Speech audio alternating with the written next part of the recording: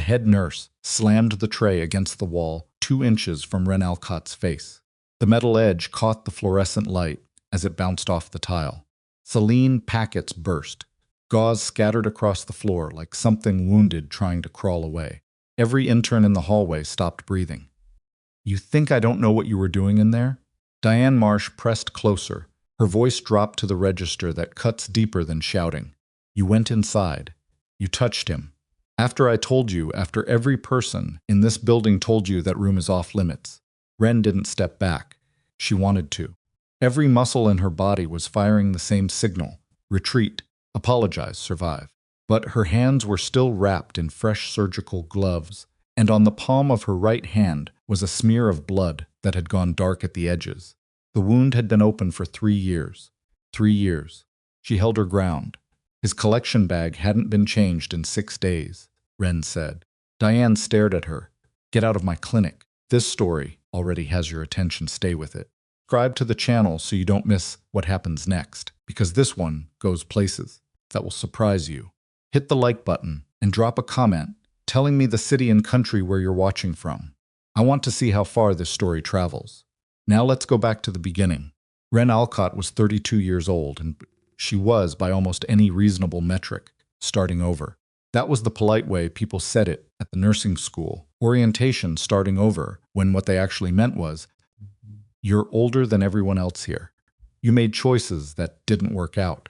And now you're sitting in a plastic chair next to people who were born the year you graduated high school. She had been a paralegal for 9 years. She had been married for 4. She had been a lot of things before she decided that none of them were the things she was actually supposed to be doing. Nursing school had not been the plan. It had been the only option left after she looked at her life clearly enough to see what was missing from it.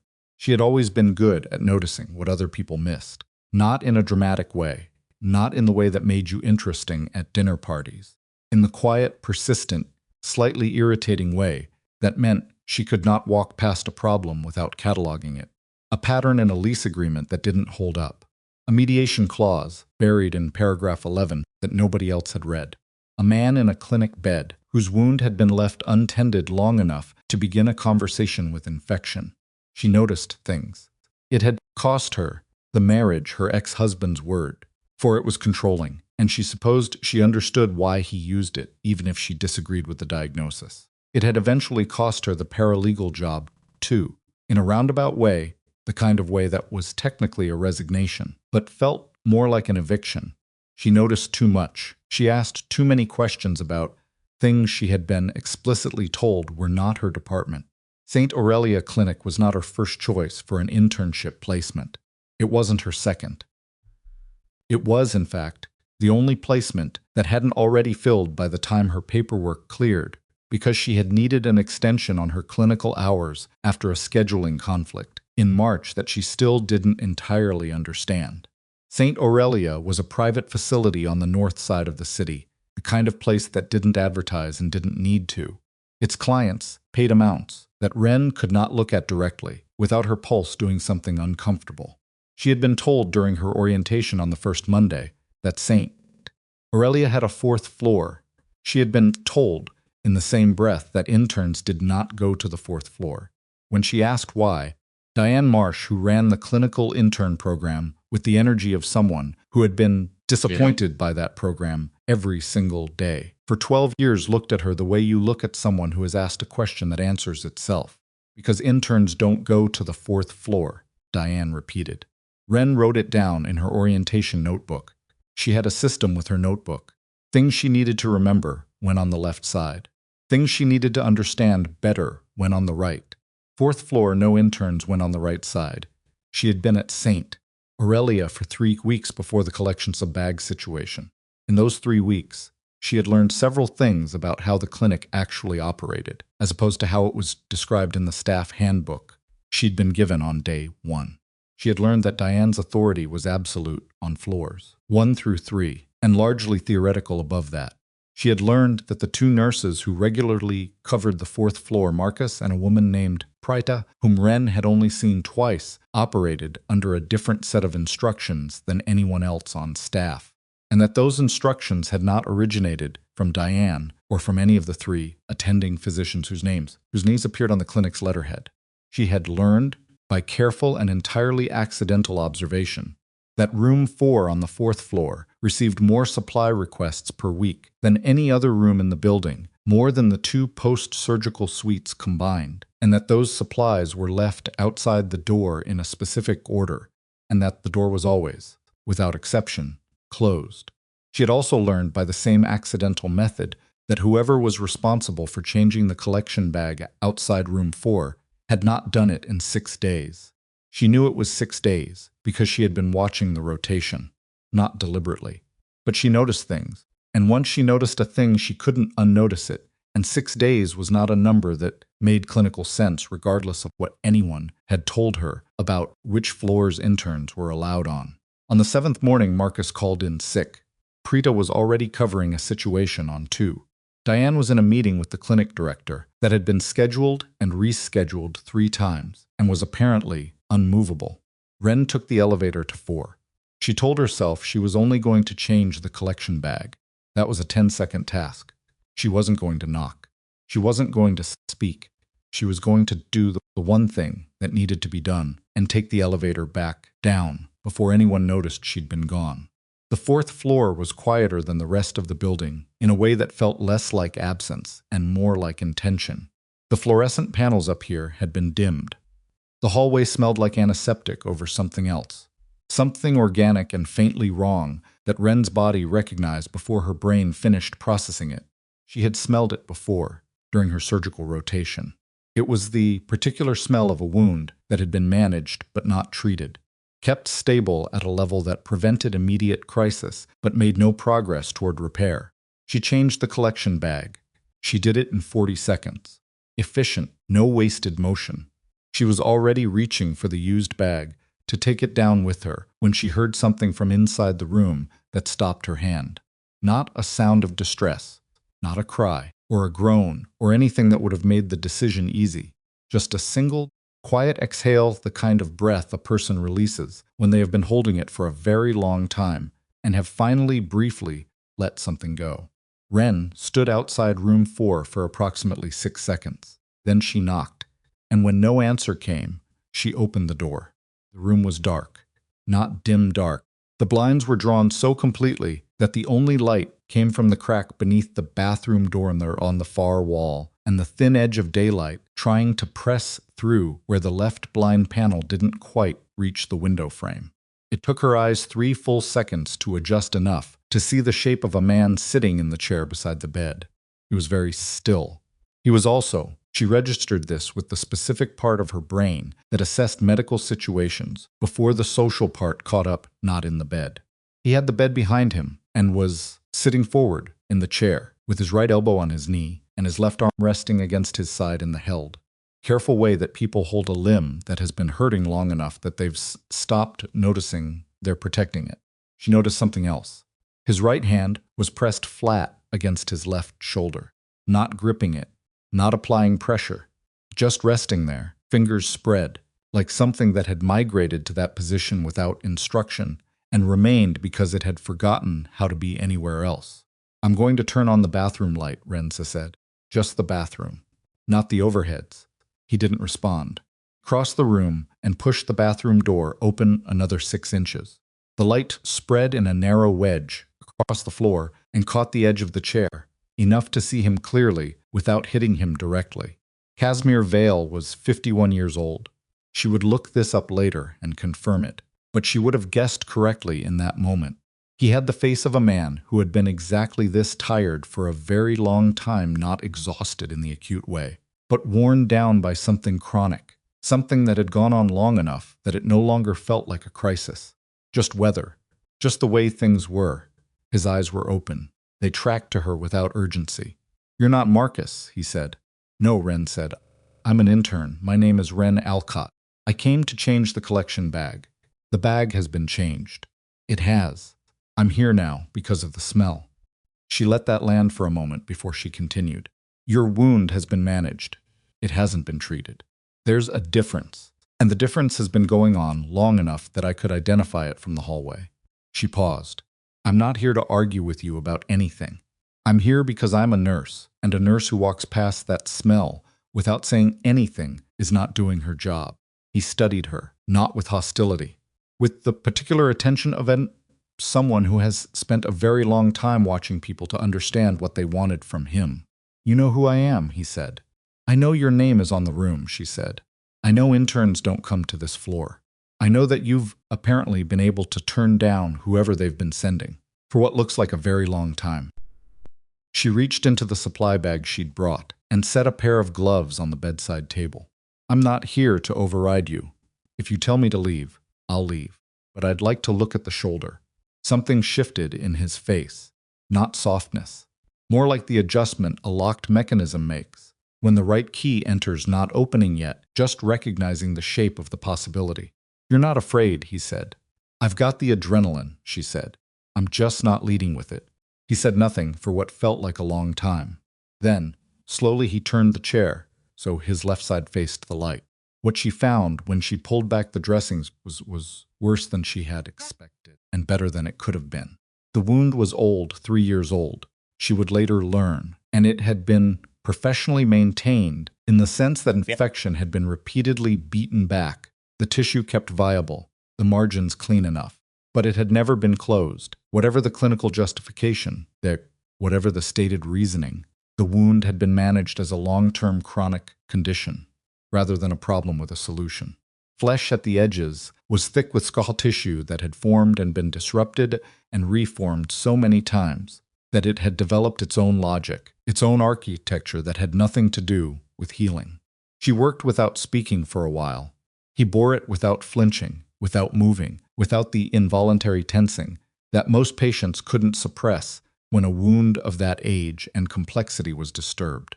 He had learned how to be still inside pain. That told her something about the kind of discipline he carried, and something else about what it must have cost him over 3 years to maintain it. When she finished the assessment and began redressing the wound, with more precision than it had apparently received recently, she noticed again what she had noticed when she first entered. His right hand, the uninjured side, kept returning to his left shoulder, not during the treatment, when he'd held himself carefully immobile, but in the pauses between. When she reached for gauze, when she set something down, without any apparent awareness, his right hand tracked back to rest against the bandaged shoulder, as if it were a compass needle finding north. She didn't mention it then. She finished the dressing and stripped her gloves and sat back. I'll need to come back tomorrow, she said. There's some tissue I want to look at, more carefully in better light. I'd like to check for something. For what? I'd rather confirm it before I tell you, because I might be wrong. She met his eyes. I'm not often wrong about this kind of thing, but I'd rather not say it until I'm certain. He watched her. You can send the other nurses, he said. I know I can. A pause stretched between them. Come back tomorrow, he said. She nodded, gathered her materials, and walked back toward the door. She was almost through it when he spoke again.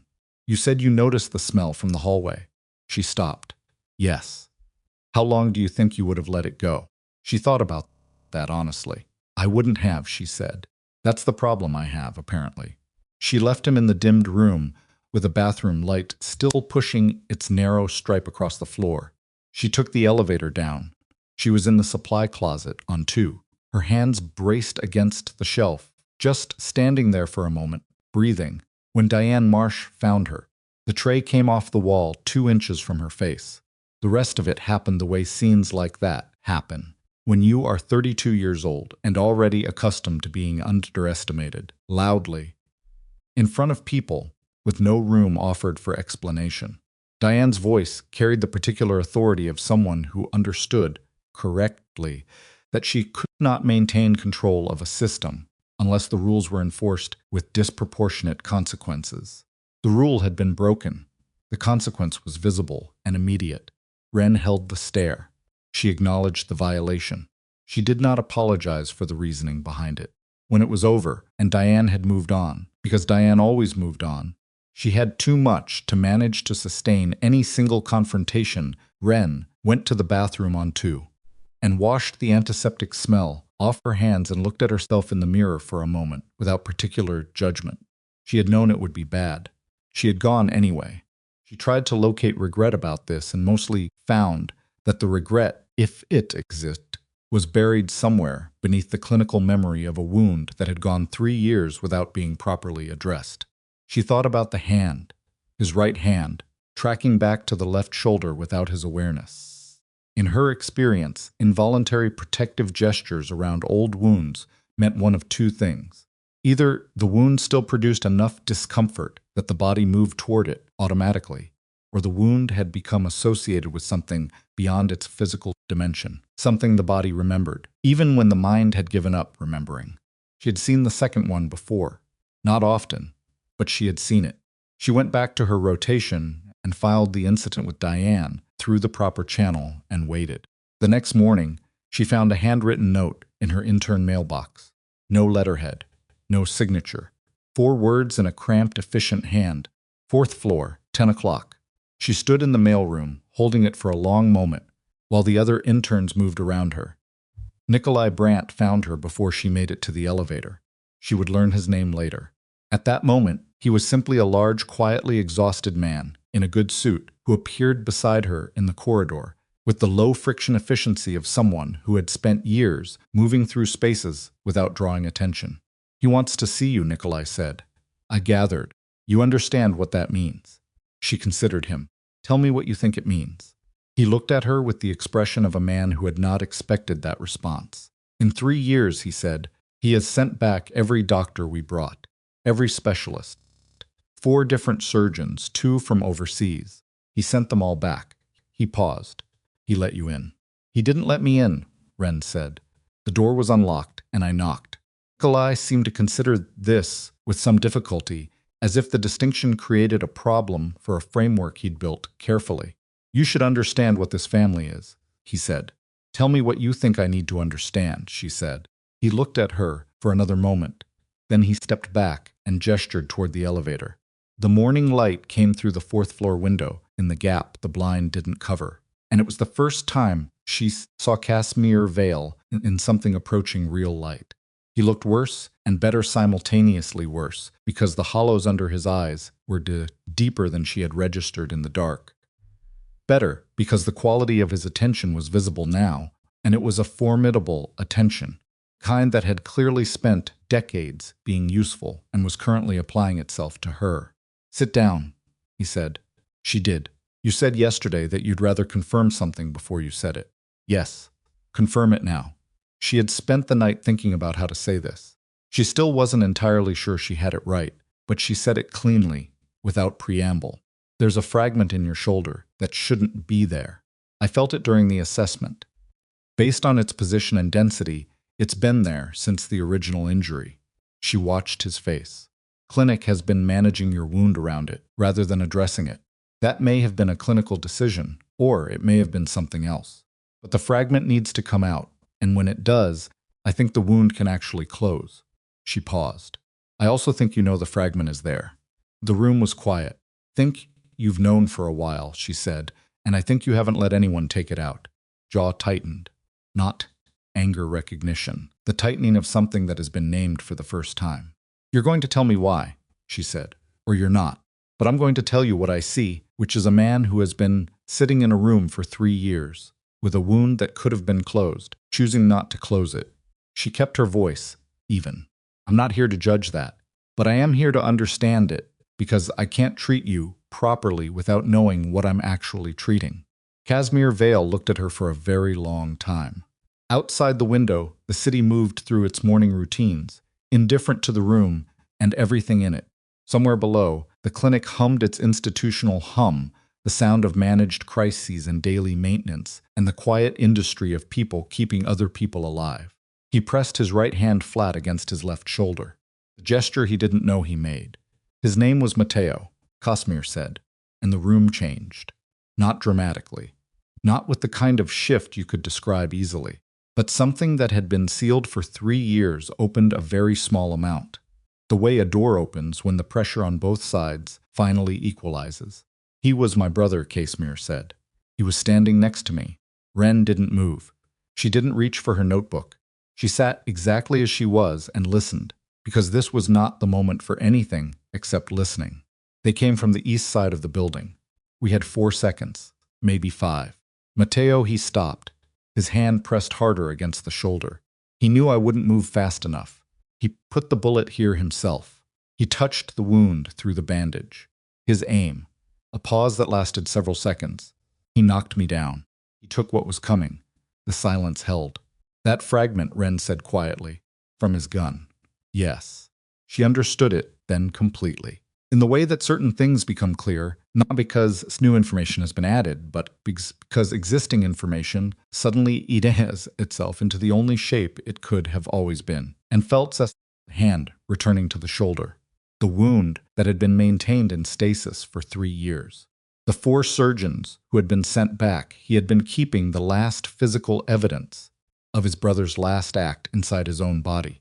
He had been refusing to close the wound because closing it felt like erasure. She sat with that for a moment. Then she said, very carefully, I'm not going to tell you that you should have done anything differently. I'm going to tell you what I see from where I'm sitting. She waited until he looked at her. That fragment has kept the wound open for 3 years. The wound has kept you in this room, and this room has kept you somewhere that I don't think Mateo would have chosen for you. His hand didn't move from the shoulder. We can keep it, she said. Fragment. When it comes out, we keep it. You don't have to let go of what it means. You just have to let the shoulder close. She watched him. You said his name out loud just now, she said. Was that the first time in a while? He didn't answer, but the answer was visible. Okay, she said. She stood and picked up her supply bag. I'll come back tomorrow. You decide what you want to do. She moved toward the door. His name was Mateo, she said, not turning around. I'll remember that. She walked out. In the elevator going down, her hands were not shaking. She noted this with some surprise. They probably should have been. She had just sat across from a man who ran. She understood this now. In the full and unambiguous sense, organized criminal operations in this city, and at least 3 others, who had sent back surgeons and specialists for 3 years, who was spoken about in the lower floors of this clinic, in the hushed register of genuine fear. Her hands were not shaking. She thought about Mateo's bullet in a wound that had been kept open like a reliquary, like a place of ongoing vigil. She thought about a man pressing his hand to his own shoulder without knowing he was doing it, over and over in the dark. She pressed the lobby button. The elevator descended. By the end of that week, the entire clinical staff of St. Aurelia knew something had changed on the 4th floor. Nobody could say exactly what, because nobody had been there, but Marcus had mentioned to 2 people that the supply requests had shifted, that there were new materials in the rotation, materials consistent with progressive wound treatment rather than chronic maintenance. Prita said nothing to anyone, but she had been observed looking at the 4th floor schedule in a way that suggested she was trying to understand something. Diane Marsh had called Ren into her office on Thursday. I need you to tell me what you're doing up there, Diane said. Treating a wound, Ren said. Ren. Diane's voice shifted into a register that was less authority and more something closer to warning. You understand what that family is. Nikolai said the same thing to me, Ren said. I'm starting to think that phrase means something different to every person who says it. Diane studied her. It means that what happens in that room does not follow standard clinical protocol. It means that the outcomes in that room can have consequences that extend well beyond this building. I understand that, Ren said. I'm treating a wound. The wound was being neglected. I don't know how to walk past that. Diane looked at her for a long time. Be careful, she finally said. It was the quietest thing Ren had ever heard her say. On Friday, Ren arrived at the 4th floor at 10 and found the blinds pulled back for the first time. Not all the way, a few inches of real daylight reached into the room and stopped just short of the chair. The blinds were open. She sat down. She opened her supply bag. I've been thinking about what you said, Casimir said. Which part? About the room. He looked at the daylight on the floor. About what Mateo would have chosen. She waited. He stopped. Started again. He was 26. He thought everything was funny. He had this habit of laughing at the wrong moment, completely wrong. Not from cruelty, just from he found things funny that other people missed. The absurdity of things. He looked at his hands. I haven't talked about him. You just did, Ren said. He looked at her.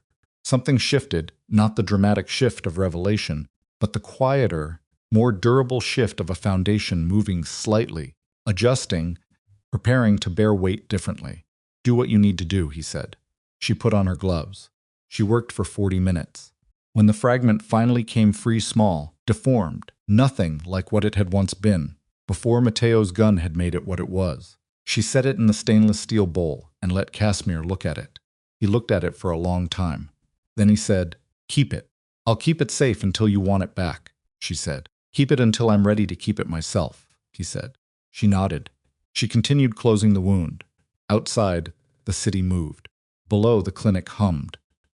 In the room, in the new and tentative daylight, something that had been waiting 3 years to begin, finally, incrementally, began.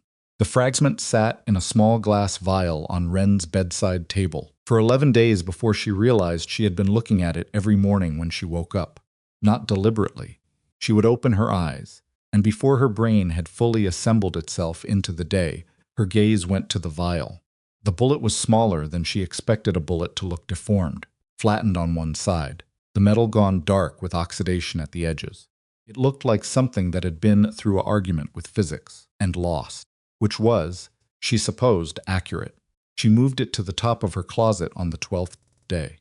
It didn't stop her thinking about it. The shoulder was closing.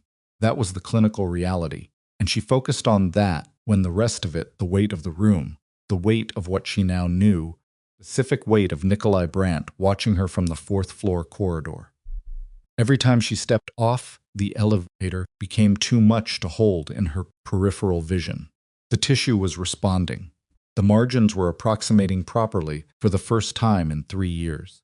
She was changing the dressings twice daily now and documenting everything in a private notebook rather than the clinic's system, because she had asked Diane about charting protocol for room 4, and Diane had looked at her with an expression that answered the question without a word.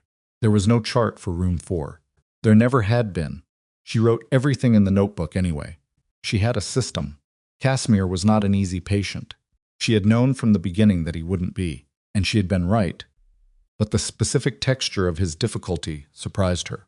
He was not hostile. He was not obstructive in the ways she had prepared for. He was simply, with the consistency of a man who had spent decades surviving through absolute self-containment, resistant to being known in any direction she hadn't already earned. He answered what she asked about the shoulder. He did not answer what she didn't ask, and he did not volunteer anything beyond what was medically necessary. But on the 2nd week, she noticed that he had begun leaving the blinds open before she arrived. Not all the way, never, all the way, but further each day, as if he were running an experiment with light and hadn't decided yet what results he was looking for. She brought coffee on Thursday of the 2nd week. Not for him, she brought 2 cups, because she'd bought 2 cups, and she left one on the bedside table without mentioning it and did her work. When she finished and gathered her materials, the cup was empty. She didn't comment on it. On Friday, she brought 2 cups again. These were the things she noticed and filed. On the right side of the mental notebook, the one for things she needed to understand better. What she was less equipped to handle was what was happening outside the room. Nikolai Brandt came to find her on the Monday of the 3rd week, not in the clinic, in the parking structure 2 blocks over, where she locked her bicycle every morning. He was leaning against the wall beside her lock-up point, with his hands in his coat pockets, and the expression of a man who was trying to appear casual and had never once in his life been casual. "He's eating," Nikolai said. Wren threaded her lock. "Good." He asked Marcus to bring the tray up from the kitchen instead of the package service. He paused. He hasn't done that in 18 months. "Also good, Miss Alcott." His voice didn't change pitch. It didn't need to. "I need you to understand that what happens in that room affects a very large number of people who are not in that room. When his condition changes, other things change with it." She straightened and slung her bag over her shoulder. "Are you asking me to slow down his treatment?" "No." "Are you asking me to keep you informed about his treatment?" "No." He held her gaze. "I am asking you to understand that you are not operating in a vacuum, and that the people who have been maintaining the stability of this family for 3 years while he was unavailable have developed certain arrangements, that a change in his condition will affect those arrangements." She studied him. Nikolai Brandt was perhaps 55, with the kind of steadily exhausted face that comes from long-term proximity to power. He was not cruel. She had looked for cruelty in him and not found it. What she had found was something more complicated, a man who had been useful for so long, that useful king that he had organized his entire identity around that usefulness, and who was now watching something shift in a way that threatened the architecture. "What you're telling me," she said, "is that you're worried." Something tightened around his eyes. Not anger. Closer to the involuntary response of a man who has been read accurately and doesn't know what to do with that. "There is someone else in this family who has concerns about the direction things are moving," he said. "I wanted you to hear it from me rather than encounter it from her without context." "Her," Ren said. "Her name is Elena Castellan. She has been the family's strategic director since Casimir withdrew. She has kept the organization functional for 3 years." He chose the next words carefully. She had a significant personal relationship with Matteo Weil. His death affected her in ways that she was not permitted to express openly, because the family needed her functional. She has been functional. He paused. She is also, at this point, very tightly wound. Ren looked at him. "You're warning me about her." "I am giving you context," he said. "Elena is not irrational. She is strategic, and she has been watching your access to Casimir with a level of attention that I think you should be aware of." "What does she want?"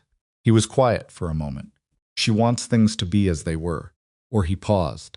"She wants the version of the future that she has been maintaining for 3 years, which was built on the assumption that Casimir would remain as he has been." He straightened. "Your presence complicates that assumption." Ren held her bag strap. "And you're telling me this because I have been around powerful families long enough to know what happens when someone in your position walks into a situation without the full picture," he said. "Usually, it ends badly for the person without the picture." She held his gaze for another moment. Then she said, "I appreciate the honesty." He nodded once and walked away. She stood in the parking structure and breathed through the next 30 seconds. Then she unlocked her bicycle and rode to work. She saw Elena Castellan for the first time on a Wednesday in the lobby of St. Aurelia, which was not a coincidence. Ren had developed, in her years as a paralegal, a precise sensitivity to moments that were being engineered, and this moment was being engineered. Elena was standing near the reception desk, speaking to one of the administrative staffs, dressed with the kind of precision that communicates wealth through its apparent disinterest in communicating wealth. She was perhaps 45. She had the face of a woman who had been beautiful in a conventional way, and since replaced that beauty with something more efficient, sharpness, control, the particular luminance of a person who does not waste attention. She turned at exactly the moment Ren crossed the lobby. Their eyes met, and Elena smiled. It was a complete, technically flawless smile, the kind that required no warmth to execute. "You must be Ren Alcott," Elena said. "I am," Ren said. "Elena Castellan." She extended her hand. Her grip was firm, measured the grip of someone who had been told once, and understood immediately that a handshake communicates more than most people realize. "I've heard so much about you." "From Nikolai?" Ren asked. The smallest pause. "Among others." Elena studied her with the direct, unhurried attention of someone who has made rapid, accurate assessments of people for a living and sees no reason to disguise the process. "You're doing remarkable work with him. Whatever you've managed to do, the change in the last few weeks has been visible even to those of us who aren't in the room." "The wound is responding well," Ren said. "Of course it is." Elena's smile remained. "I wonder, would you have time for coffee? I know you have rounds, but perhaps after your morning in the building?" Ren measured the request. "I can make time," she said. Elena arrived at the cafe on the corner at 1:15, which was 12 minutes after Ren. 12-minute gap was a choice. Ren had been in rooms enough times, with enough people who made choices like that, to recognize it for what it was. She had used the time to choose a table that placed her facing the door and ordered something she would actually drink. Elena sat without removing her coat. A small signal. This would not be a long meeting. "I want to be direct with you," Elena said. "Please," Ren said. "Cosimir's recovery, genuine recovery, not just physical stabilization, is something I have wanted for 3 years.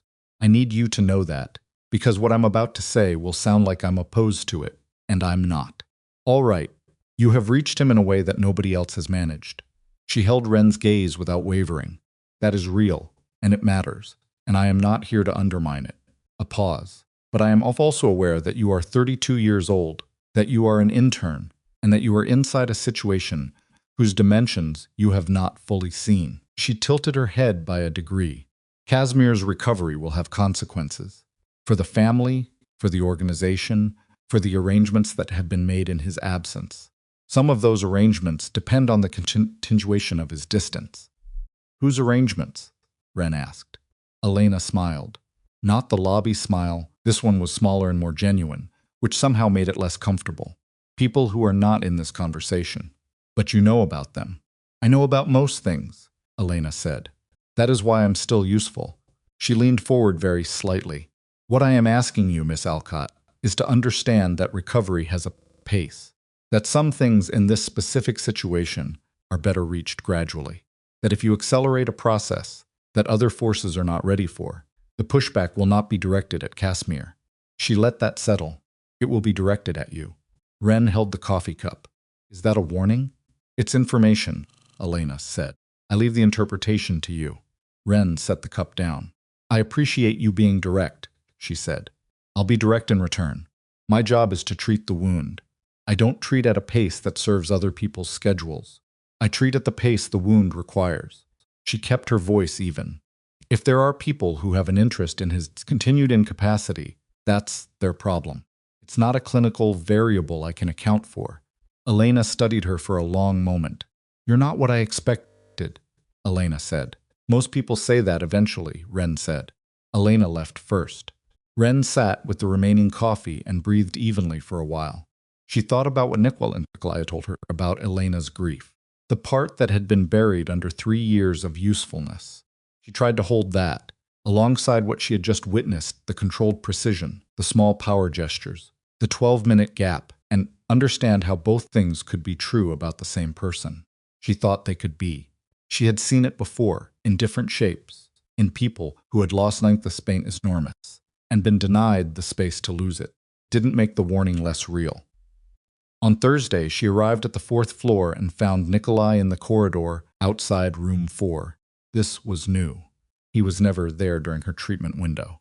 He turned when she stepped off the elevator, and his face was doing something it hadn't done in the previous interactions, something less controlled.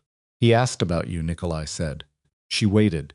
He asked whether you had encountered Elena yet. His voice was careful. I told him she had reached out to the clinic. I didn't tell him the specifics. He paused. He knew anyway. He usually does. He looked at the door. He wants to know if she threatened you. She informed me, Ren said. There's a difference. Nikolai looked at her. Something shifted in his face, not quite respect, but the neighbor of it.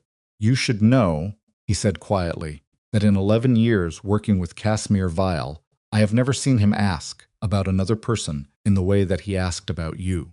She held his gaze. I'm his nurse, she said. Yes, Nikolai said.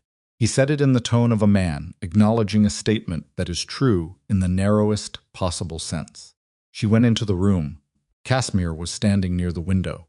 This was the first time she had seen him standing. He was taller than she had registered, and the way he stood weight distributed, shoulders back, the specific posture of a man who has spent decades ensuring that a room's attention goes where he wants. It was so different from the folded, careful stillness of the chair that for a moment she recalibrated who she was looking at. You're standing, she said.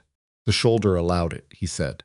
Crossed the room, and he sat without being asked, turning to give her access to the left side. He began the dressing change. His skin had been getting color back gradually. For 2 weeks, the particular grayness of long indoor isolation was receding. Elena came to see you, he said. Yes. What did she say? She told me that some people have an interest in your continued distance, and that if I accelerated things, the consequences would fall on me rather than you. She smoothed the tape border of the new dressing. In polite language. He was quiet for a moment. She's protecting herself, he said. Not as a defense of Elena, as a clinical assessment. She built a structure over 3 years that requires my absence as a foundational element. My recovery dismantles part of that structure. Nikolai said she was close to Matteo. The muscle in his jaw tightened. She loved him, he said, and he loved her, and when he died, he stopped. I wasn't capable of giving her space to grieve because I wasn't capable of anything. So she built the structure instead. It was the only container she had. Ren finished the dressing and sat back. Do you trust her? He considered this with the seriousness it deserved. Trust her competence. I trust her intelligence. Her loyalty is complicated now. She has been loyal to the organization. Absolutely. Her loyalty to me specifically has been filtered through 3 years of grief that I wasn't present for. He looked at his hands. Changes things. What are you going to do about it? I'm thinking, he said. She mentioned people who have arrangements that depend on your absence, Ren said. She didn't say who, she wouldn't. His voice was flat. But I know who she means. She waited, but he didn't elaborate. She recognized the perimeter of what he was willing to share and didn't push against it. There were rooms within rooms, and her clearance, she understood, extended to the one she was in. At the end of the second Friday of the third week, Ren came back from the fourth floor to find a new envelope in her intern mailbox. Inside was a single page, a copy of her intern evaluation form, submitted by Diane Marsh, with the preliminary assessment section completed. The language was professional and measured. It described her work as competent, her initiative as occasionally exceeding scope, her interpersonal skills as adequate. At the bottom, in the free text section, Diane had written, clinical judgment sound, placement continuation recommended. Note, intern's extracurricular case involvement requires monitoring.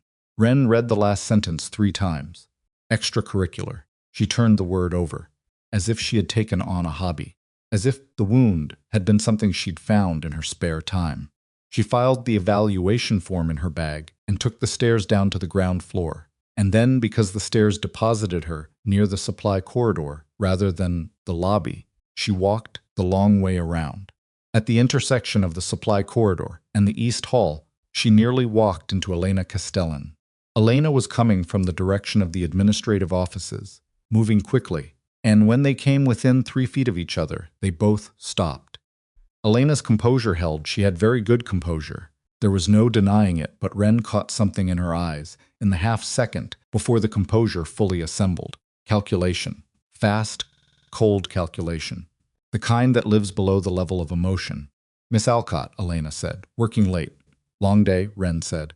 Elena's gaze dropped briefly to the bag on Ren's shoulder, then came back up. How is the shoulder progressing? Well, Ren said. Good. Elena smiled. He'll need to be strong for the gala. Ren didn't react. She held her expression. What gala?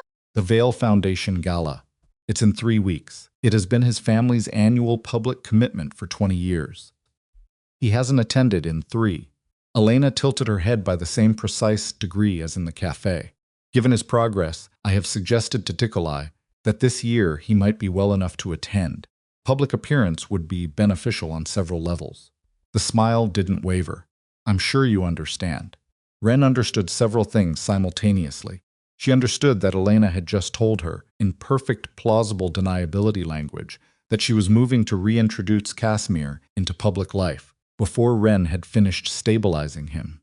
She understood that a public appearance at a high-profile event was not a clinical recommendation, it was a strategic one that would force Casimir into a context Elena controlled, and Ren did not. She understood that this was a move, and it had been made in the corridor with the confidence of someone who had correctly calculated that there was no response Ren could make in this setting that would not cost her something. I'm sure Casimir will make the decision that's right for him, Ren said. Of course he will, Elena said. He always does. She moved past. Good night, Miss Alcott. Ren stood in the corridor for a moment after Elena's footsteps receded. Then she went home and did not sleep particularly well. In the morning, she went to the 4th floor and told Casimir about the gala. He listened without interrupting. His face did what his face did, very little, on the surface, with everything happening below it. She's moving early, he said. 3 weeks, Renza said. Is the shoulder going to be ready for that kind of exposure? The shoulder will be fine. His voice had changed from the one she'd been given. For the past 3 weeks it was colder now, more precise. The voice of someone shifting registers the way a machine shifts gears.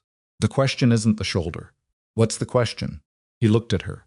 Whether I am ready to walk back into that room and be who I was before I came in here. A pause. I'm not sure those two things are compatible anymore. What do you mean? I mean that the man who would have gone to that gala 3 years ago would have gone in a specific way, for specific purposes, to send specific messages. He was quiet for a moment. That version of the function requires a version of me that I've been dismantling. Over the past weeks, he looked at his shoulder. You have been helping me dismantle it. She sat with that. You can go to the gala without going back to that room, she said carefully. Those are two different decisions, are they? He met her eyes. Elena knows that room better than almost anyone. She designed it. She knows exactly which parts of me respond to which pressures because she has been managing those pressures for 3 years. He looked out the window. If she puts me in that room with those people, in that format, she is not doing it for the foundation. She is doing it to remind me of what I am. And what are you? Ren asked. He looked at her with an expression she hadn't seen on him before, not vulnerability, exactly, and not the controlled stillness she had grown accustomed to. Something between those things. Something uncertain. I'm working on that, he said. She nodded. She stood and packed her bag. The door she stopped. If you go, she said, I want to be there. He looked at her. Not because I think you need to be managed, she said. Because you've been in this room for 3 weeks, talking to me, and if you walk into that event cold, with Elena already in position and everyone watching, that is a lot of pressure on a foundation that is still, she chose the word carefully new. He held her gaze for a long time. All right, he said. She went back down. She did not think about what it meant that he had agreed without argument, without calculation, without any of the measured pause that preceded every other significant decision she had witnessed him make. Concentrated on what she could usefully concentrate on, which was the treatment plan and the notebook and the next dressing change. She thought about Elena's eyes in the corridor, the calculation, speed of it. The gala was in 22 days. On the 14th day before the gala, a nurse named Preeta found Ren in the supply room on 3 and stood in the doorway without entering. Someone asked me to give you something, Preeta said. She held out a small sealed envelope. Ren took it. Preeta left without further explanation. Inside the envelope was a single index card. On it, in handwriting she didn't recognize, you are not the first woman he has looked at differently. The last one left the city. You should ask Nikolai why. Ren read it twice. Then she folded it and put it in her notebook on the right side, the side for things she needed to understand better. She found Nikolai in the corridor on 4 the next morning and held out the card without preamble. He read it. His jaw tightened by a fraction. Who gave you this? He asked. Someone who didn't want me to know who they were, she said. What does it mean? He handed the card back. He was very still for a moment, in the way that meant he was deciding how much to say. There was a woman, he said, 2 years before Mateo's death. Her name is not relevant. She was present in a way that the family noticed. Casimir ended it. She left the city. She was not coerced to leave. A pause. But she was made to understand that remaining would be complicated. Ren held the card. By Elena? Nikolai was quiet for a single telling second. The situation was managed, he said. She looked at him. Did Casimir know? He knew she had left. Another pause, carefully constructed. He didn't ask for details. She stood in the corridor with that. Someone in this building sent me this card, she said. Someone who knows enough about that history to use it, and someone who wants me to be afraid. Nikolai met her eyes. Yes. Is it working? He looked at her for a long moment. Something crossed his face, something that might, in different circumstances, have become warmth. No, he said. I don't think it is. She folded the card and put it back in her notebook.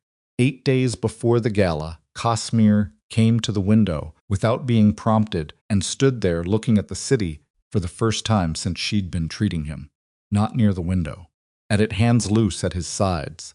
Weight forward, looking at the buildings and streets and the particular gray late afternoon, light with the expression of a man who had been away from something for a long time and was relearning its dimensions. She finished the dressing change and sat without speaking. He turned from the window after a while. Elena is having the seating redesigned for the gala, he said. How do you know? I know things, he said, simply. She has moved the head table. I will be seated between her and Harlow Breck. He's the family's financial liaison. She put him there because he has the ability to command my attention on business matters, and she can work the left side. He paused. She is planning something for that event. I don't know what yet. Ren looked at him carefully. You sound like someone who is ready. I sound like someone who is paying attention, he said. They are not the same thing. He looked at his shoulder. The shoulder? 2 more weeks of careful treatment, and it's closed, she said. You can attend. You'll need to manage the left arm. I always manage the left arm. Not like this, she said. In public, with people watching your every movement, some of whom know what the shoulder means. She held his gaze. Don't let Elena see you favor it. He looked at her. You're coaching me, he said. I'm treating my patient, she said.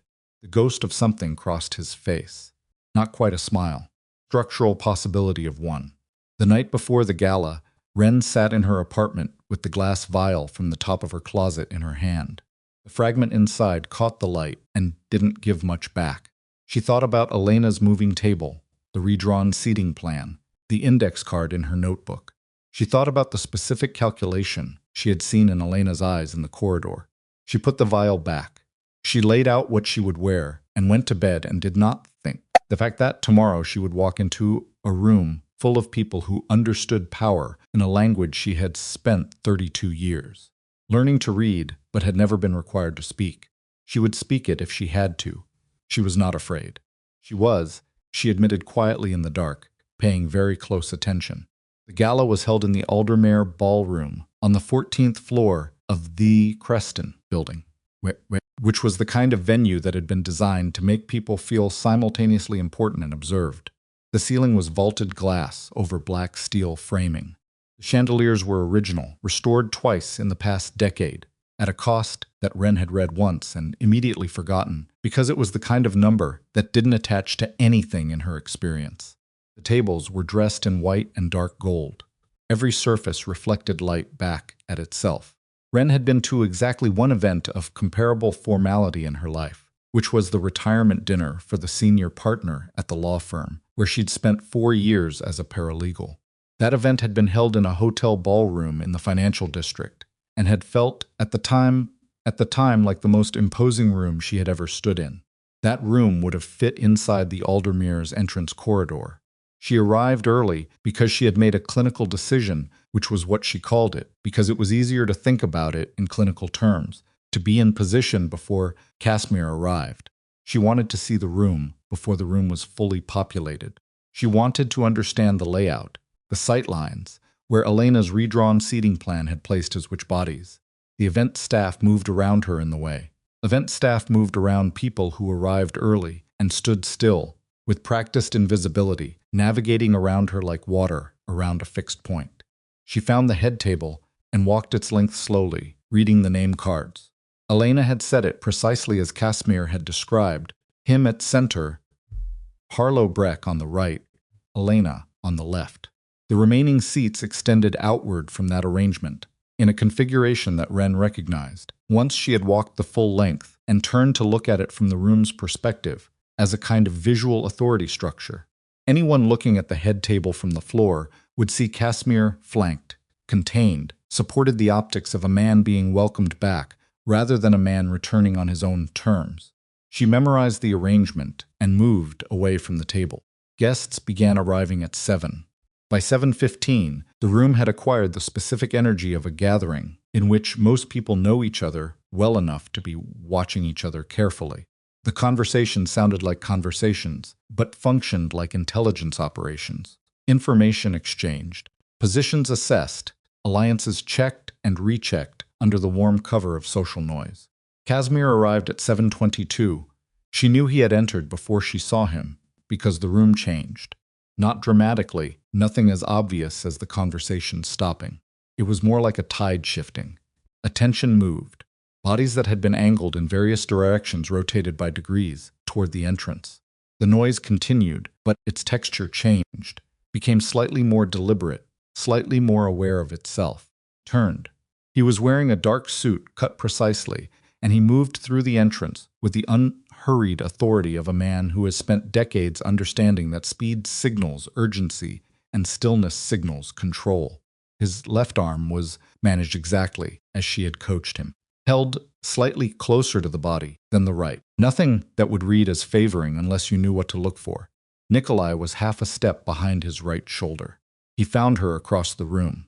Not immediately, his gaze moved through the space in the practiced, systematic way of someone who processes a room professionally, but when it arrived at her, it stopped. A half-second acknowledgement. Then, he moved toward the receiving area where the family's foundation representatives were positioned. She exhaled. Elena materialized from the left side of the room at approximately 7:30, approaching Casimir's position from an angle that placed her in his peripheral vision rather than his direct sightline. Ren watched her do it. It was an expert approach, the approach of someone who had learned long ago how to enter a powerful person's attention without triggering the defensive awareness that a direct approach would have activated. She was wearing deep navy, and she looked composed and luminous and very, very deliberate. The reunion between them, if that was the word for what it was, lasted perhaps 4 minutes. Was too far away to hear the exchange, but she watched the body language with the same attention she applied to clinical observation. Elena touched Casimir's arm twice. Casimir's response to both touches was the same, a single fractional movement of weight away, not enough to constitute a rejection, enough to constitute a message. Elena received the message and adjusted. She was good at adjusting. Dinner was called at 8.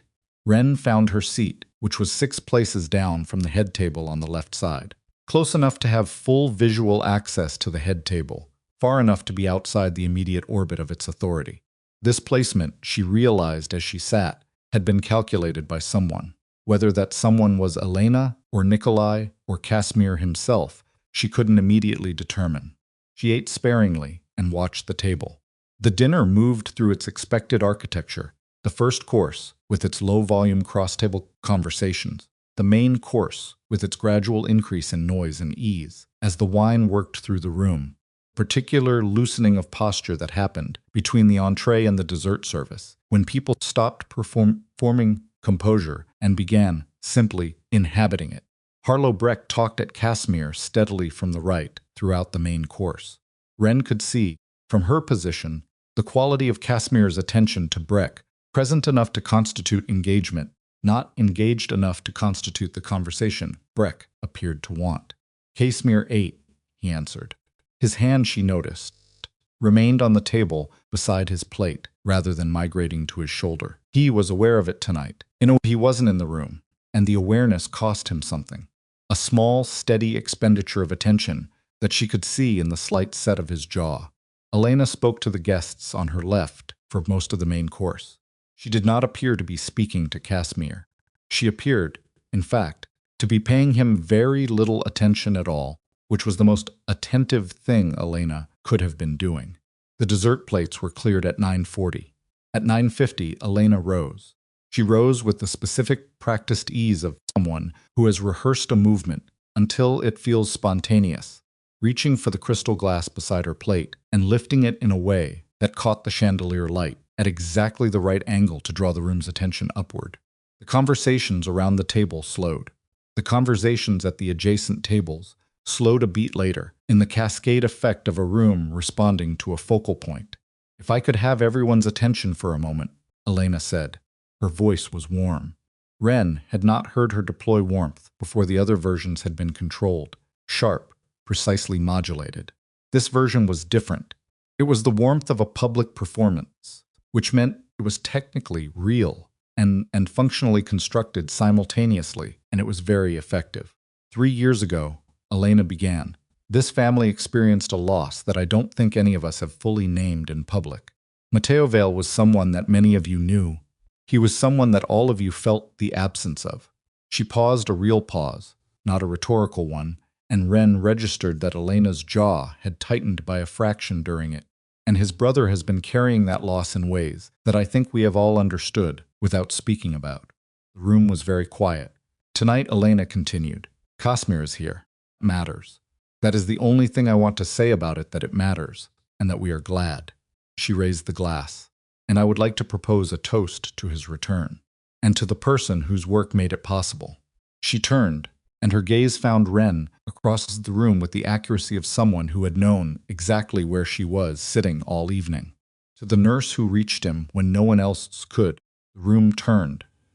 Every face at the table, every face at the adjacent tables found Ren. Toast glass began moving.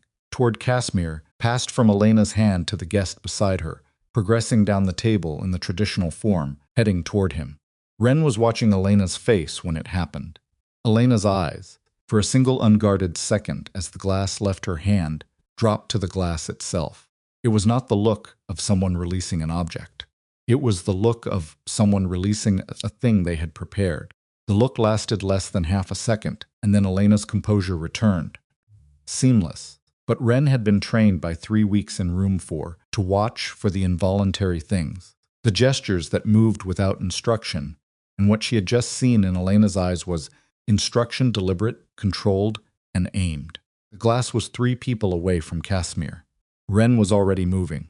She did not think about it in the sense of running a decision through a decision-making process. Her body understood before her brain assembled the sentence. The way it had understood the smell in the 4th-floor corridor before she had named it. She pushed back from her chair. The legs scraped loud against the floor in a way that turned heads and covered the 6-place distance along the side of the table in the time it took the glass to pass 2 more hands. Casimir reached for it. She reached him as his fingers closed around the stem and put her hand over his, and the momentum of her movement carried through the contact, and the glass tilted and fell. She caught it against the flat of her left palm, and the wine inside cascaded across her hand and wrist in a cold, sharp rush. The room exploded. Not with sound immediately, with a half-second of absolute silence that was louder than any noise. The silence of a room that has watched something happen and has not yet processed what it has seen. Then the sound came. Chairs, voices, the specific controlled alarm of people who are trained to respond to disruption without revealing that they are responding. Elena was on her feet. Restrain her. Her voice had dropped 20 degrees. All the warmth was gone. What was underneath it was something colder and more structural. The voice of a person who has had contingency plans for their contingency plans. She just assaulted him. She didn't assault anyone. Nikolai's voice, from behind Casimir's shoulder, cut through the room's noise with the flat authority of a man who had been managing crises longer than most people in this room had been adults. Ren's left hand was burning. Not acutely, the wine was cold, and the contact had been brief, but her palm was registering a chemical sensation beneath the physical cold that was distinct and wrong in the specific way that her training identified before her conscious mind caught up to it. She looked at her hand. Casimir dropped to his knees beside her before she registered that she had gone down. She hadn't felt her knees hit the floor. She had been looking at her hand, and then she was at floor level, and Casimir was there, taking her wrist in both hands with the particular careful firmness of someone who understood that the grip mattered not too tight, not loose, and his face was very close to hers, and his expression was something she had not seen on it before. What was in the glass, he said. It was not a question. It was the specific sentence a person says when they already know the category of the answer and need only the detail. She pulled from her training. Her hand felt wrong in the way that systemic things feel wrong, not local, not the sharp signal of a cut or a burn, but the wider, deeper wrongness of something entering the body's conversation with itself. Cardiac, she said. Concentrated. It's absorbed through, she stopped. Steadied. Transdermal absorption.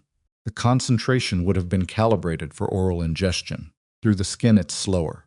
I have time. How much time? Enough, she said. If we move now. He stood, pulling her up with him, his grip moving from her wrist to her arm in a single clean motion, and he turned to face the room. The room was still. Elena was still on her feet. Her face was doing what faces do when a plan has gone wrong, in a way that cannot be retroactively explained. It was holding its expression by will rather than by naturalness, the muscles working visibly to maintain a configuration that no longer had spontaneous support. Casimir looked at her. He did not raise his voice. He did not move toward her. He simply looked at her across the room.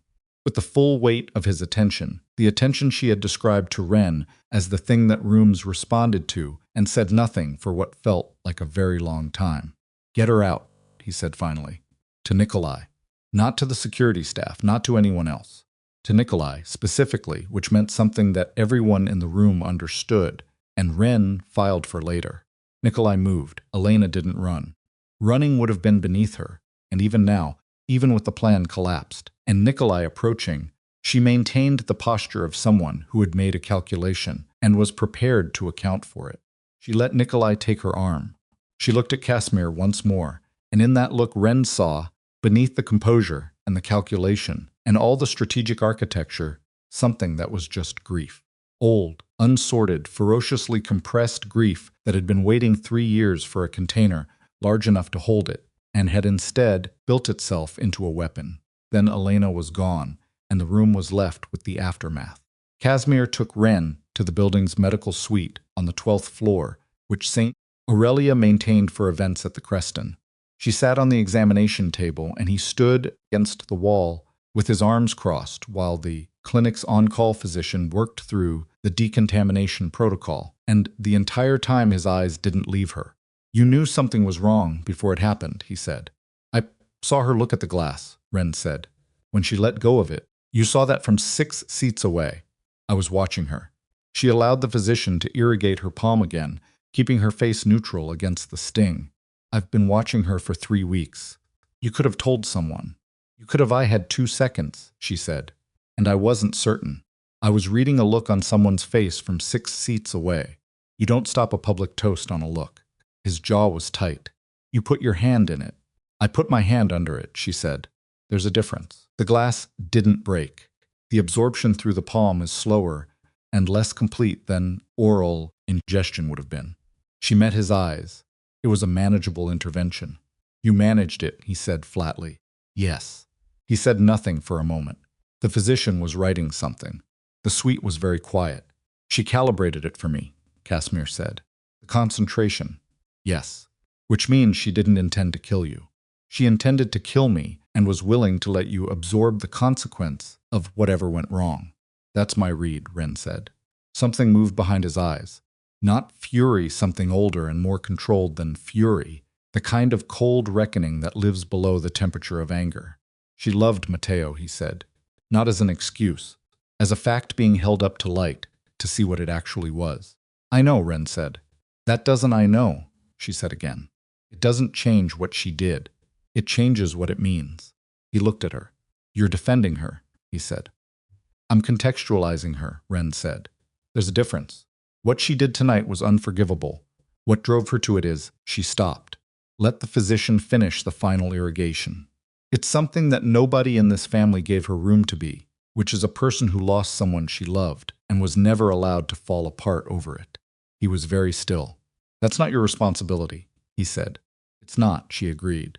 "But it's the truth." The physician left them with a treatment protocol and a follow-up window and the particular careful neutrality of a medical professional who has learned to process unusual situations without registering them. When the door closed, the suite was quieter than it had been. Casimir moved from the wall and sat in the chair beside the examination table. Not close the clinical distance, the distance she had maintained with him for weeks, but present in a way that he had not been present in the ballroom, without the room's attention on him, without the performance of authority that the room required. "How does your hand feel?" he said. "Like it made a poor decision," she said. He looked at her palm. The skin was red from the irrigation. "Will there be lasting damage?" "No." The concentration was calibrated for a specific delivery method. Transdermal absorption at that contact duration. With prompt decontamination, no. "Be fine." He nodded. He was looking at her hand in the way he sometimes looked at his own shoulder, with the attention of someone reckoning with the gap between what happened and what could have happened. "I need to tell you something," he said. She waited. The gala wasn't only Elena's idea. He didn't look away from her hand. "I knew she was moving to reintroduce me publicly. I let her move. I wanted to see what she would do with the opportunity." His voice was flat, not confessional, analytical. "I used the situation. I used you being there as a variable I thought I had accounted for." He paused. I had not accounted for the glass. She processed that. You were running an operation, she said. I was observing one, he said. There's a distinction. Not much of one, she said. He accepted that without argument. No, he said. Not much of one. She sat with the burn of that, not the physical burn, which was receding, but the other burn, the one that comes from understanding that you were a piece on a board and weren't told you were on the board. How long have you known she was dangerous? Ren asked. I suspected the gala would be a test of some kind, he said. I didn't know the specific form. Did Nikolai know? A pause. Nikolai suspected, he warned me. Another pause. He didn't know the degree, and neither of you told me. He held her gaze. If I had told you that I suspected Elena might make a move at the gala, you would have. I would have been prepared, she said. You would have been visibly prepared, he said. And visible preparation would have told Elena that the move was anticipated, and she would have waited, and the next iterations would have been something we didn't see coming. He held her gaze. I needed the room to be real. I needed her to believe the opportunity was genuine. Ren looked at him. You used me as bait, she said. He didn't flinch. I calculated that the risk to you was low, and the benefit of confirming what Elena was capable of was necessary. He paused. I was wrong about the degree of risk. The suite was very quiet. Say that again, she said. I was wrong, he said. She breathed. She had been doing the work of nursing. For 3 weeks, the clinical work, the careful, incremental, unglamorous work of a wound that didn't want to close. She had been doing it with the full weight of her attention and a fair amount of herself. She had sat in that room and listened to him say his brother's name for the first time. She had carried the bullet fragment home in her bag. She had read the index card and filed it on the right side and kept coming back. She had walked into the gala, knowing the room was constructed against her, and trusted that the person who had asked her to be there had her interests somewhere in the calculation. He had. She believed it because she'd spent 3 weeks learning the difference between what he concealed and what he suppressed and what he had actually released. And what she had seen in his face when she went down at the table was not the face of someone reckoning with a calculation gone wrong. It was the face of someone reckoning with the fact that the person on the floor mattered to them in a way that the calculations were not supposed to involve. That was the most frightening thing she had seen all evening. More frightening than the glass. More frightening than Elena's eyes. Kept that to herself. What happens to Elena now, she said. She'll be removed from Vale territory. She won't be. He stopped. She won't be hurt. Because of what she meant to Matteo? Yes. And because of what I said in the suite. He was quiet for a moment. Yes, he said. She slid off the examination table and tested her left hand against her own palm pressure, flex sensation. All present. The redness would fade by morning.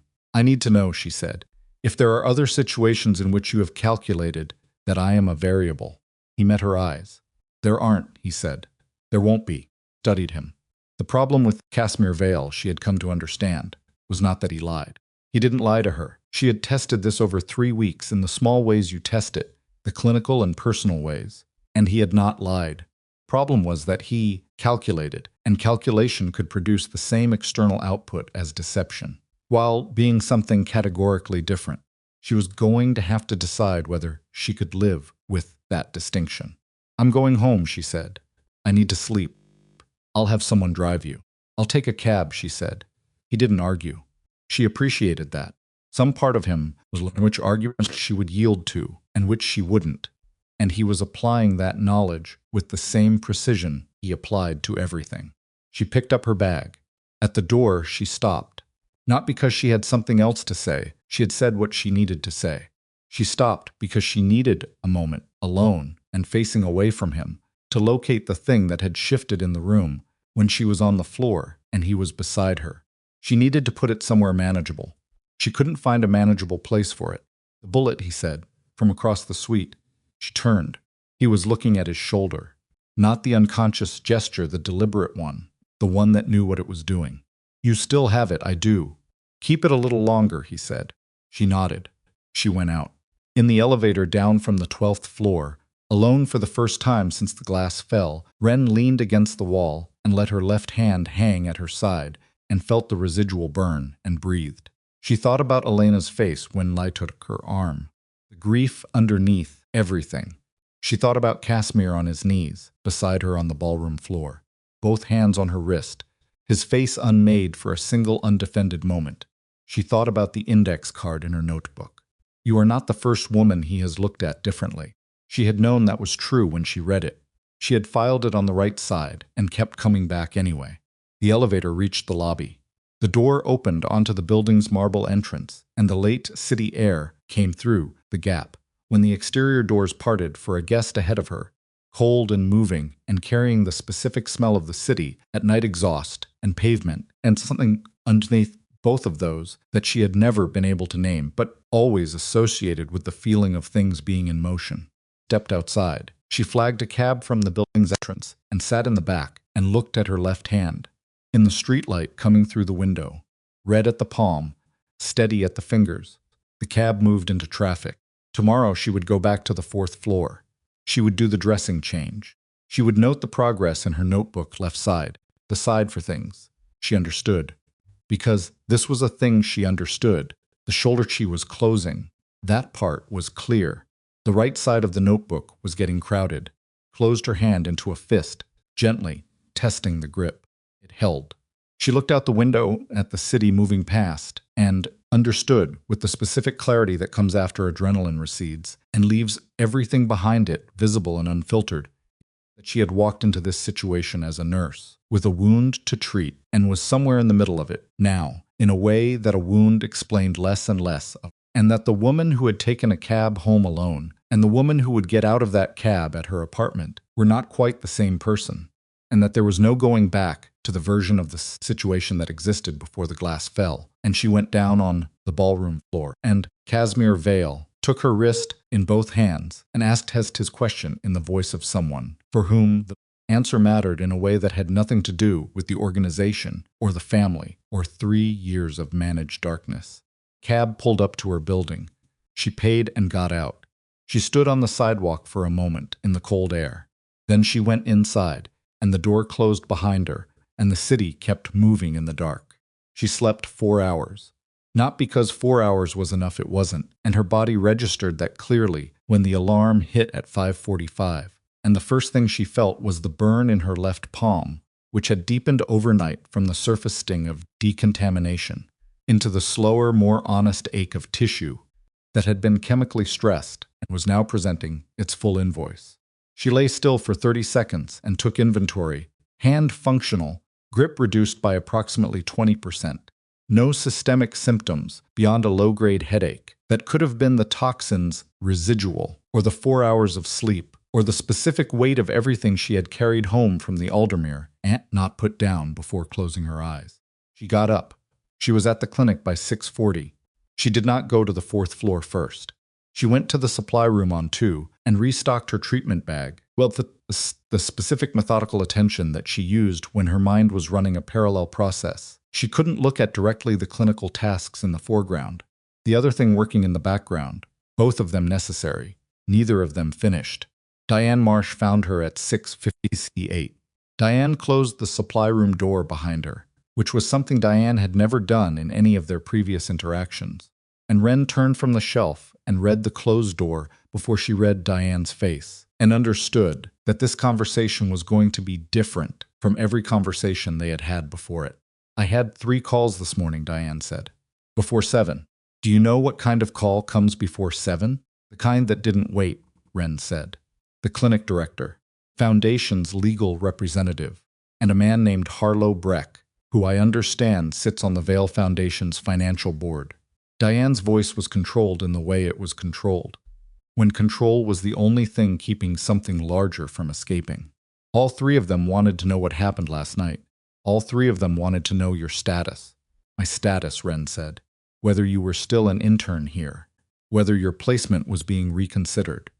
Diane held her gaze. The clinic director is inclined to suspend your placement pending review. The legal representative is inclined to support that position. Harlow Breck was calling to suggest that any such suspension would be viewed unfavorably by the Vale Foundation, which endows 2 of this clinic's research programs. Wren set down the gauze she'd been holding. So I'm being suspended or I'm not. Right now you are neither, Diane said. Right now You are in a supply room at 6:58 in the morning talking to me, which is the only reason there is still a decision to be made rather than one that has already been made. She stepped close, not threateningly, with the directness of someone who has run out of space for anything indirect. Tell me what happened last night. All of it, Ren told her. She told it cleanly and in order, the way she documented things in her notebook left side, the things she understood, no editorializing. She described Elena's toast, the glass, what she had seen in Elena's eyes, the intervention, decontamination. She showed Diane her palm. She described what the on-call physician had confirmed about the toxin's profile. Diane listened without interrupting. Her face moved through several phases during the telling professional assessment, something closer to alarm. And then, at the end, a kind of stillness that Ren had not seen on her before. You put your hand under a poisoned glass, Diane said. Yes. To protect a patient. Yes. Diane breathed through her nose. You understand that what you're describing is a criminal matter. Toxin, the intent, the delivery, all of that is. I understand, Ren said. Have you spoken to anyone? Law enforcement? Not yet. Diane was quiet for a moment. Your placement is not being suspended, she said. I am telling the director that you were providing clinical support for a patient at a foundation event, and that the situation that occurred was outside the scope of normal clinical parameters and is being addressed through appropriate channels. She paused. What I am also telling you, Ren privately, not as a supervisor, is that this has gone further than any intern placement should go. And I need you to tell me whether you understand that. Ren looked at her. I understand it, she said. Do you need to stop? Ren picked up the gauze. No, she said. Diane held her gaze for a moment longer. Then she stepped back and opened the supply room door. The shoulder, she said. Is it almost done? Almost, Ren said. Diane left. Ren stood in the supply room and closed her eyes for exactly 5 seconds. Then she finished restocking the bag and took the elevator to 4. Cosmere was not in the chair. He was standing at the window, fully at the window. This time, both hands resting on the sill, the blinds pulled all the way back for the first time she had ever seen. The morning light came in without apology and showed everything it found, the hollows that were filling in, the color returning to his face, the left shoulder's slightly different carriage now that the wound beneath the bandage was finally, incrementally, deciding to close. Turned when she entered.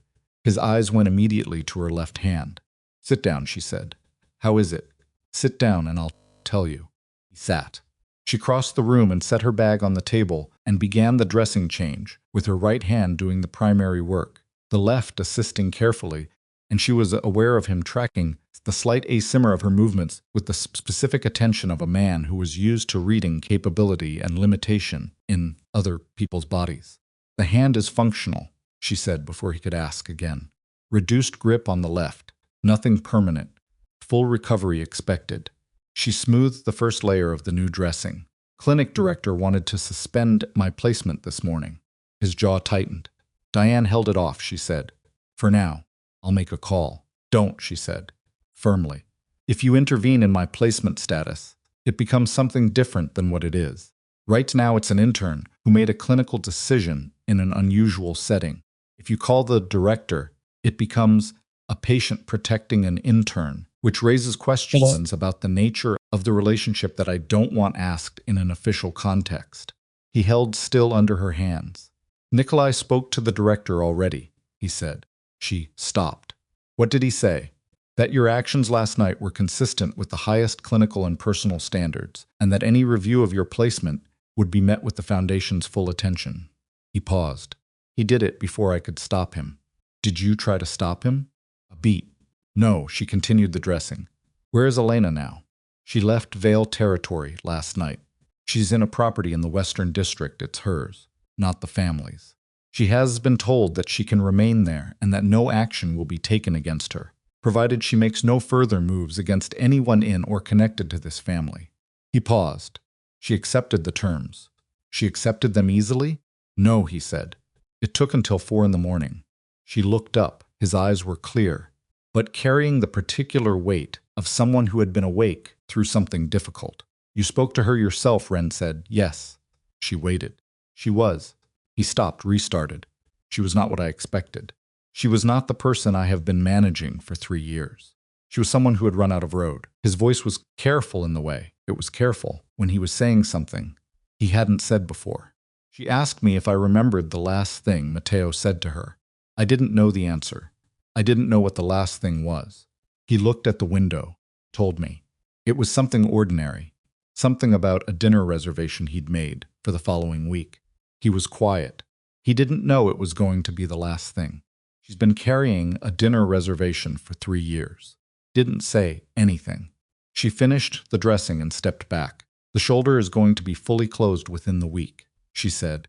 I want to do one more assessment on Thursday, and if the margins are holding, I'll do the final closure Friday. He nodded. He didn't look at the shoulder. He looked at her hand. I'm sorry, he said. She had not expected that. Not because he was incapable of it. She had come to understand that he was more capable than he appeared, but because she hadn't anticipated the specific plainness of it. No scaffolding around it. No qualification. For using you as a variable, he said. For the gala, I calculated the risk incorrectly. That's on me. She held his gaze. It is. It won't happen again. She studied him for a moment, the face that had become, over 3 weeks, legible to her in the particular way that faces become legible when you have sat across from them in close quarters, in real moments, in the kind of light that doesn't allow for performance. I know, she said. She picked up her bag. She was at the door when Nikolai appeared in the frame, and the expression on his face stopped her before he said anything. We have a problem, Nikolai said. He looked past her to Casimir. There was something in his posture that she had not seen before, not urgency, because Nikolai managed urgency with the practiced compression of a man who had lived inside crises long enough to know that urgency was just speed misdirected. This was different. This was the specific stillness of a man delivering information he has verified 3 times and still doesn't want to be true. Harlow Breck, Nikolai said. He wasn't calling Diane this morning out of concern for the Foundation's interests. He came into the room and closed the door. He was calling to find out if Wren was still in the building. The room changed temperature. Casimir stood. Breck, he said, flat, the word landing like something being set down on a hard surface. The financial records you asked me to pull last month, the irregularities in the Foundation accounts. I had Lev run the full trace this morning after the call. Nikolai's jaw was tight. They don't originate with Elena. They predate Elena's role by 2 years. A pause. They trace to Breck's management of the discretionary fund. He has been rerouting Foundation assets for 18 months. Elena knew she found it 8 months ago and used the knowledge to maintain her own position. The source is Breck. Casimir was still. Elena's move last night, he said, was not only about grief, Nikolai said, or not primarily. She was also eliminating the one person whose recovery threatened Breck's arrangement because Breck had leverage over her, and a functional Casimir meant the accounts would eventually be examined properly. He paused. She was pushed. She was leveraged, Casimir said. Both, Nikolai said. She had her own grief driving her. Breck had his financial exposure driving him. The glass was their intersection. Wren was standing very still near the door. Breck was sitting next to you at dinner, she said to Casimir. Yes. And he called the clinic this morning to find out if I was still here. She worked through it. He doesn't know what I know. He knows I intervened. He doesn't know how much of the picture I have. He knows enough to be afraid of you, Nikolai said. Where is he now? Casimir asked. He left the Aldermere last night, before the situation was fully contained. He's been unreachable since 6 this morning. Nikolai's voice was precise. He has not left the city. His passport has not been used. His car was seen near the Creston district at 7:40. Casimir looked at Wren. You need to not be at the clinic today, he said. That's not Wren. His voice was not loud. It didn't need to be. Breck sat next to me through dinner. He watched you cross the room. He watched what you did with the glass. He watched me go down beside you on the floor. He held her eyes. He is a man who has 18 months of exposure and has just watched his primary solution fail. Right now, the most dangerous variable in his calculation is you. She held his gaze. I'm an intern, she said. You're the woman who reached me, he said. In a room full of people who have been watching what that means, he watched it too. He moved toward her by 2 steps. You are not at the clinic. Not today. She thought about the supply room at 658, the methodical inventory, her hands moving through the familiar clinical tasks while the other thing ran in the background. I have a dressing change, scheduled for 2 patients on 3, she said. Nikolai will have Marcus cover it. Diane is all ready. Ren. He said her name the way you say something you have been thinking about, saying for longer than the conversation has been going on. Please. The please was not a reflex. She could tell the difference. It was deliberate, and it cost him something in the specific way that things cost people who are not accustomed to asking. She lowered her bag. Where? She said. They moved her to the family's secondary property, not the primary residence, Nikolai explained in the car, because the primary residence was visible and expected, and Breck would have that location mapped. The secondary property was a townhouse in the Muril district that existed in a name 3 removed Zoizus from anything traceable to the Vale family, and had been maintained as a functional retreat for precisely this kind of contingency. Ren sat in the back seat and did not look at her hand. Casimir sat beside her, not close the width of a seat between them, but present in the way that took up space regardless of distance. Tell me about Breck, she said. Nikolai answered from the front. 61. Financial background: he came to the foundation 12 years ago through a connection to the family's legitimate holdings. He's been managing the discretionary fund since the original director retired. A pause. He's not operational.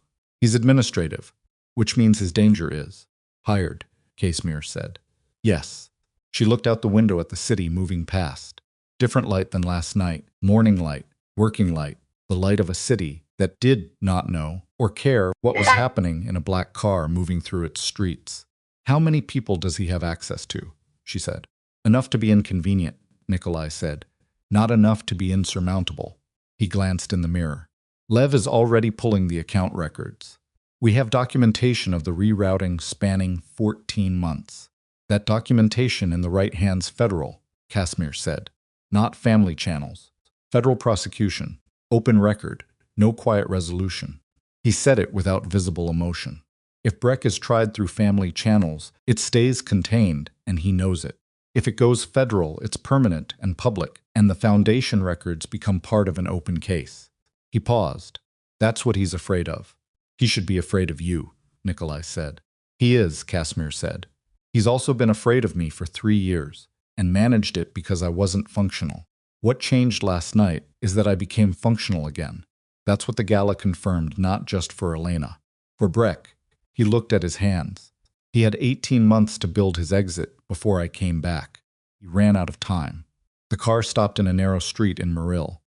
Nikolai got out first.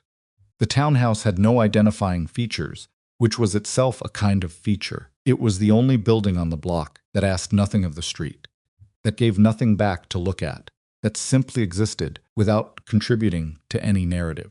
And inside, it was cleaner and more functional than she had expected. No personal effects. Good light through north-facing windows. A desk near the front room that had a clarity about it, clear surface. Single lamp that felt like someone's understanding of a workspace rather than an actual workspace. Put her bag down and turned. Casimir was watching her. Say it, she said. I'm not going to apologize for this, he said. Moving you here. You can be angry at me for it. I'm not angry at you for it, she said. I'm angry that it's necessary. He held her gaze. There's a difference. I just said that to you about Elena, she said. Don't use my own language on me. Something crossed his face, not a smile, not quite, but the structural element of one. The next 4 hours were the particular kind of tense that moves slowly. Nikolai was on his phone in the back room. Lev, whoever Lev was, sent documents through a channel that Nikolai read from, and Casimir responded to in clipped, definitive exchanges. Ren sat at the desk and used her own phone to look up what she could about Harlow Breck through public channels, the Foundation's annual reports, the financial filings, the board documentation that was available, because foundations operated under disclosure requirements, that the Vale family's other interests did not. She found things. She found them because she had been a paralegal for 9 years, and she knew how to read financial documentation, the way she knew how to read a wound, not just the surface presentation, but the pattern. Underneath, the thing that the surface was compensating for. She found 3 separate instances in the Foundation's public filings. where the structurally inconsistent reporting was structurally inconsistent with the declared allocation. Not dramatically, these were the kind of inconsistencies that passed review because they were below the threshold of routine audit scrutiny and above the threshold of what you'd call a rounding error. She printed nothing because there was no printer. She documented everything in her notebook, right side, the side for things she needed to understand, which was filling faster than the left. At noon, Casimir appeared beside the desk with 2 cups of coffee. He set one down without comment. She took it without comment. "The federal contact," she said, not looking up from the notebook. "Does Nikolai have someone specific?" "Yes. Someone whose motivation is the prosecution and not a negotiated arrangement." He paused. "Why?" "Because a negotiated arrangement means Breck gives information about the family's other operations in exchange for reduced exposure, and the documentation becomes a bargaining chip rather than a case." She looked up. "You need someone who wants the conviction more than they want the intelligence." He studied her. "You know how that works." "I was a paralegal," she said. "I know how a lot of things work that people assume, some. I don't know how they work." He pulled the other chair to the desk and sat. "The contact is a federal investigator named Carla Weiss. She has been building a case against Foundation corruption in 3 different organizations for 2 years. She wants prosecutions. She doesn't trade. Does she know about the Vale family's non-Foundation activities? She knows enough not to ask questions that would complicate her existing cases." "That's a relationship," Wren said. "It's an arrangement," he said. "There's a difference. You keep saying that. It keeps being true." She looked at him. He was close enough that the desk lamp lit the left side of his face and left the right in the room's ambient shadow, and he looked tired in the way that was not the hollowed-out exhaustion of room 4, but the functional tiredness of a man who had been working hard through the night and the morning and was sitting still and intended to keep working. "When did you last sleep?" she said. "I'll sleep when Breck is contained." "That's not an answer. It's the only one I have right now." He held her gaze. "How is the hand?" "Improving the grip." She flexed it against the edge of the notebook. 60%. "Getting there." He watched her hand flex. Something moved in his face the same, something that she had seen on the ballroom floor and had not found a manageable place for. She looked back at the notebook. At 2:15, Nikolai came in from the back room with the specific quality of controlled motion that meant the situation had changed. "Breck made contact," he said. "Not with us. With the clinic." Wren's head came up. "Diane," she said. "No." He called the main line and asked to be connected to the 4th floor. Nikolai's jaw was tight. Marcus took the call. He asked for the treating nurse. He asked specifically whether the intern was expected back today. The room was very quiet. "He's trying to establish my location," Wren said. Marcus said nothing useful, Nikolai said. "But the call was made from a traceable number. Lev has the cell tower data." He looked at Casimir. "He's in the Creston district. He hasn't moved far." Casimir stood. The shift was immediate and total. The way he stood was not the deliberate, controlled authority of the gala, or even the careful economy of room 4. This was something below that level, something older, the posture of a man in whose body a decision had been made that bypassed the deliberative process. "I'm going to need the room," he said to Nikolai. 20 minutes. Nikolai left. The door to the back room closed. Casimir looked at Wren. "I'm going to deal with this directly," he said. "Define directly." "Breck is brought in. The documentation Lev has compiled, plus what you found, goes to Carla Weiss tonight.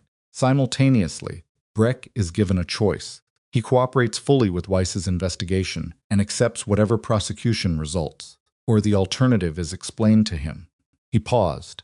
"The alternative does not involve me directly. It involves consequences that are natural to his situation and not traceable to this family." She held his gaze. "You're threatening him." "I'm giving him a choice." "That's not a choice. It's more of a choice than he gave you last night," he said. His voice was not heated. It was flat, which was somehow more serious than heated. "He sat at my table at dinner. He watched the glass go to my hand. He sat there." She stood. "I know," she said. "I know what he did. I was there." She kept her voice steady. "I'm not defending him. I'm telling you that if this ends with Breck in a cell and a federal case on the Foundation records, that is a complete outcome. Protects you. It closes the exposure. It removes the threat. She held his eyes. If this ends with something else, the documentation is compromised. The case is compromised. And you are back inside a room. He looked at her. A different room, she said. But a room. The silence between them was not empty. It had weight and direction and all the history of the past 3 weeks moving through it. He breathed. Weiss tonight, he said. Tonight, she said. He held her gaze for a long moment. Then he moved to the window and looked out at the narrow Murrill Street, and she watched his shoulders, both of them, left and right, settle by a fraction into something that was not surrender and not relief, but the particular physical quality of a decision that has finally landed in the body. His left hand stayed at his side. The shoulder didn't reach for anything. She noted that. She would write it in the notebook later, on the left side, in the column, for things she understood. 340, Lev, who turned out to be a compact, quiet man of perhaps 40, who moved through the townhouse as if he had always been there. Set a compiled document package on the desk in front of her, and she went through it with the focused attention of someone who had spent years. Making documents means something in official contexts. It was thorough. It was clean. It would hold. She annotated 3 sections where the Foundation's public filings corroborated the internal data in ways that would foreclose Breck's ability to claim accounting error. She did it with the left hand supporting and the right hand doing the primary work. And by the time she finished, the grip on the left had climbed to approximately 75%, which was enough. She handed the package back to Lev.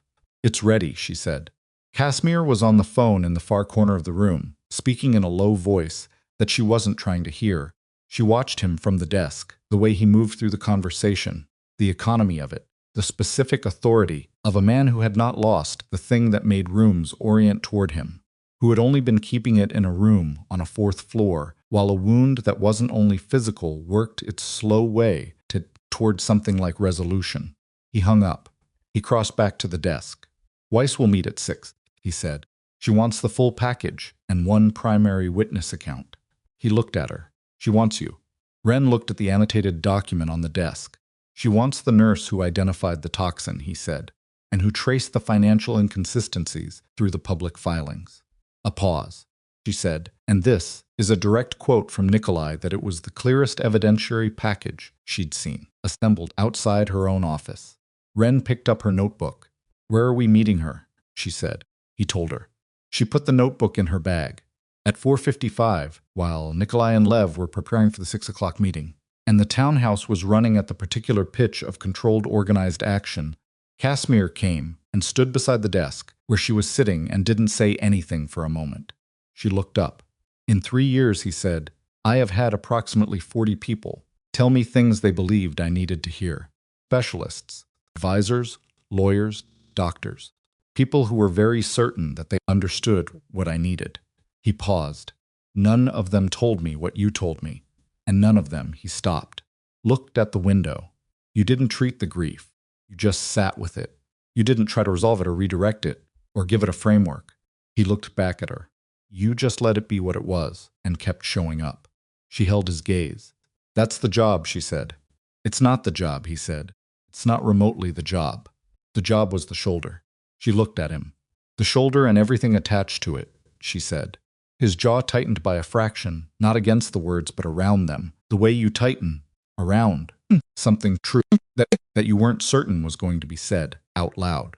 Outside the townhouse, car moved through the narrow street, and its engine sound faded into the city's ongoing noise, and the late afternoon light was pushing its long angle through the north windows, and across at the clean desk, and across at his hands where they rested at his. Sides, both of them, left and right at rest, not reaching for anything. 6 o'clock, she said. 6 o'clock, he said. She stood and picked up her bag, and they walked toward the door and the city beyond it, where Harlow Breck was somewhere in the Creston district, running the arithmetic of a man who has watched his options narrow to a point, and Carla Weiss was somewhere preparing to receive a document package that would expand her case in ways she hadn't anticipated this morning in the 4th floor of St. Aurelia was running its evening rotation without its intern, and with a room that had its blinds pulled all the way back and nobody inside it, for the first time in 3 years, waiting. Carla Weiss was not what Wren had constructed in her mind during the cab ride to the meeting location, which was a federal field office annex in a building on Delancey Street that announced itself as a property management company and smelled inside like recycled air and old coffee, and the specific institutional fatigue of a space where serious work had been done for a long time without adequate ventilation. Weiss was 53, compact, with close-cropped gray hair and the eyes of someone who had been lied to professionally for 20 years and had developed, through that experience, a kind of lie detector that operated below the level of conscious thought. She looked at Wren when Nikolai introduced her and said nothing for a full 3 seconds, which Wren understood was an assessment rather than a silence. Then Weiss said, "Show me the filings." They worked for 2 hours. Weiss moved through the document package with the focused appetite of someone who has been waiting for a specific piece to complete a larger picture and has just been handed it. She asked questions that were not the questions Wren had prepared for, not broad questions about the Vale family or the Foundation's history or Casimir's involvement, but surgical questions about specific line items, specific dates, precise relationship between two figures in the discretionary fund that Wren had annotated on page 7. Wren answered everything she was asked. She answered from the notebook, from the public filings, from the 9 years of document fluency that she had carried out of the law firm and into nursing school, and then into a supply room, and then into a 4th-floor room, and then, by a chain of events she had not predicted at any point along its length, into this recycled air annex on Delancey Street. Casimir sat against the wall behind her throughout. He did not speak unless Weiss addressed him directly, which she did twice, both times, with questions about the Foundation's operational structure, that he answered. In the flat, precise way, he answered things that he had decided to answer fully. Weiss listened to him with the specific quality of a person receiving information they intend to use without committing to what they intend to use it for. At 8:40, Weiss set down her pen. "The Breck case is solid," she said. "Financial fraud, breach of fiduciary duty, and given the toxicology report from last night's incident, conspiracy to commit." She paused. "We'll let the prosecutors categorize it.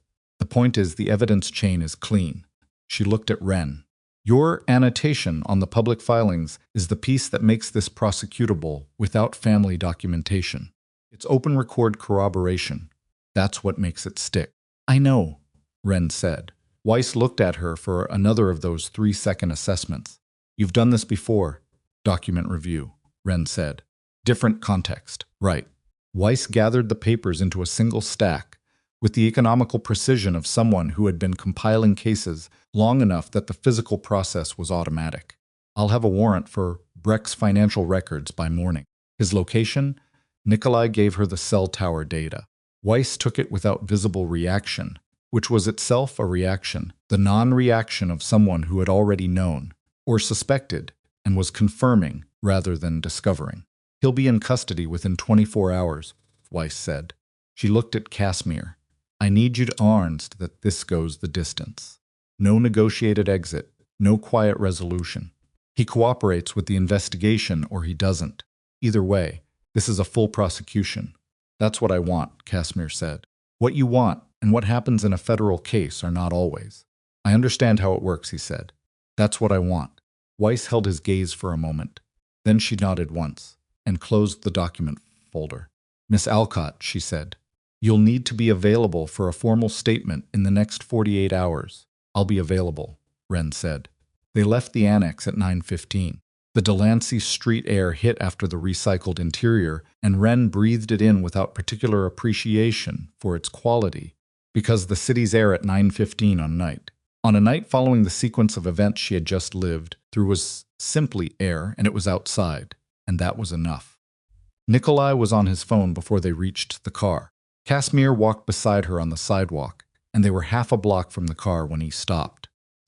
He was looking at the street, not at anything in particular, at the ordinary nighttime inventory of a city block, parked cars and the lit windows, and the specific quality of urban dark that was never actually dark, because the light from too many sources made it only a dimmer version of day.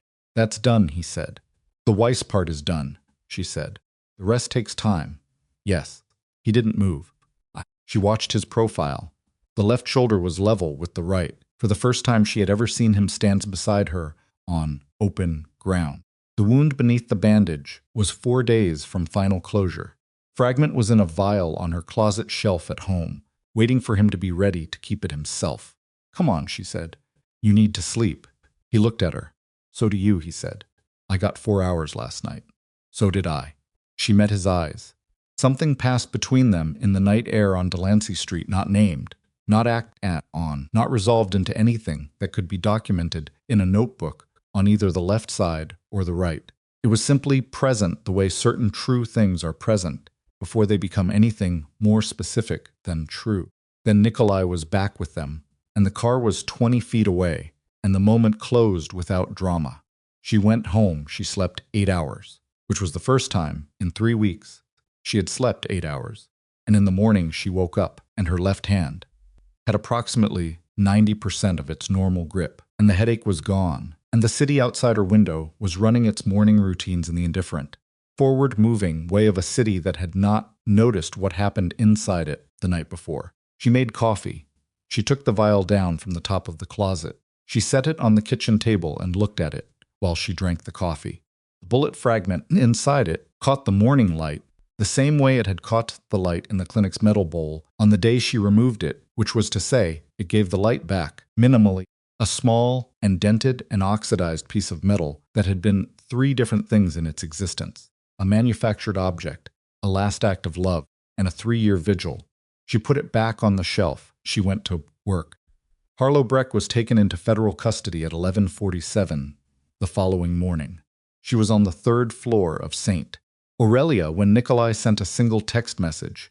2 words, "It's done," and she read it in the supply room and stood there for a moment with the phone in her hand and then put it in her pocket and finished restocking the treatment bag. The days that followed had the quality of aftermath, not the dramatic aftermath of immediate consequence, but the slower, less photogenic aftermath of things settling into new configurations. Weiss's investigation moved with the deliberate pace of a federal process that has good evidence and doesn't need to rush. Breck's lawyer entered a not guilty plea that nobody, including the lawyer, appeared to believe in. The Foundation's board convened an emergency session to address the disclosed irregularities and announced, through a press release that read like it had been written by a committee of people, all actively trying not to say anything specific, that a review was underway. Elena Castellan remained in the property in the Western District. She did not contact anyone connected to the Vale family. She did not contact the press, the lawyers, or Weiss's office, which was, Nikolai noted, in a tone that acknowledged complexity without resolving it consistent with someone who had accepted the terms they'd been given and intended to keep them. Casimir came for the Thursday assessment on his own, without Nikolai, without a driver.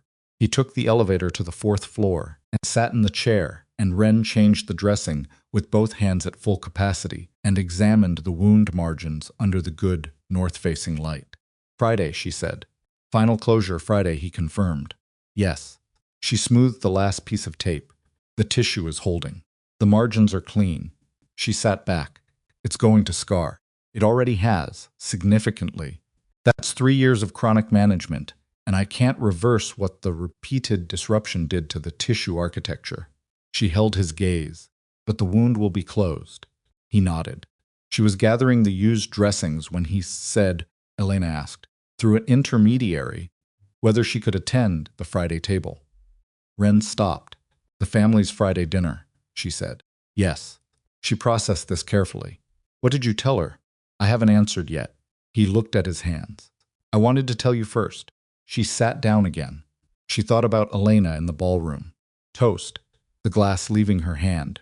She thought about Elena at 4 in the morning on the phone with Casimir, telling him that Mateo's last words to her had been about a dinner reservation. She thought about the dinner reservation that had been kept in memory for 3 years because there had been nowhere else to keep it. "That's not my decision," Wren said. "I know." He met her eyes. "But it affects you." She held his gaze. "Yes," she said. "It does." She was quiet for a moment. "Elena did something unforgivable. That is true. It will always be true." She paused.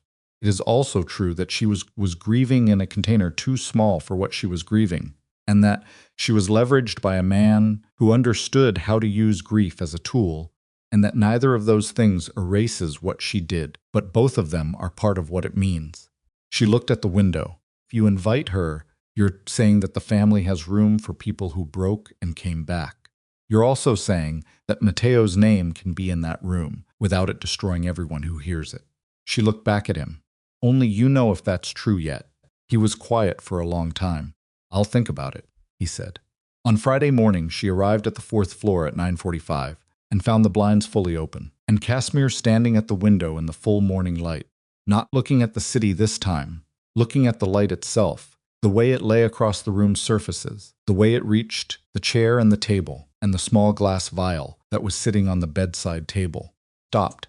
She had not brought the vial. She had left it on her closet shelf. She looked at him.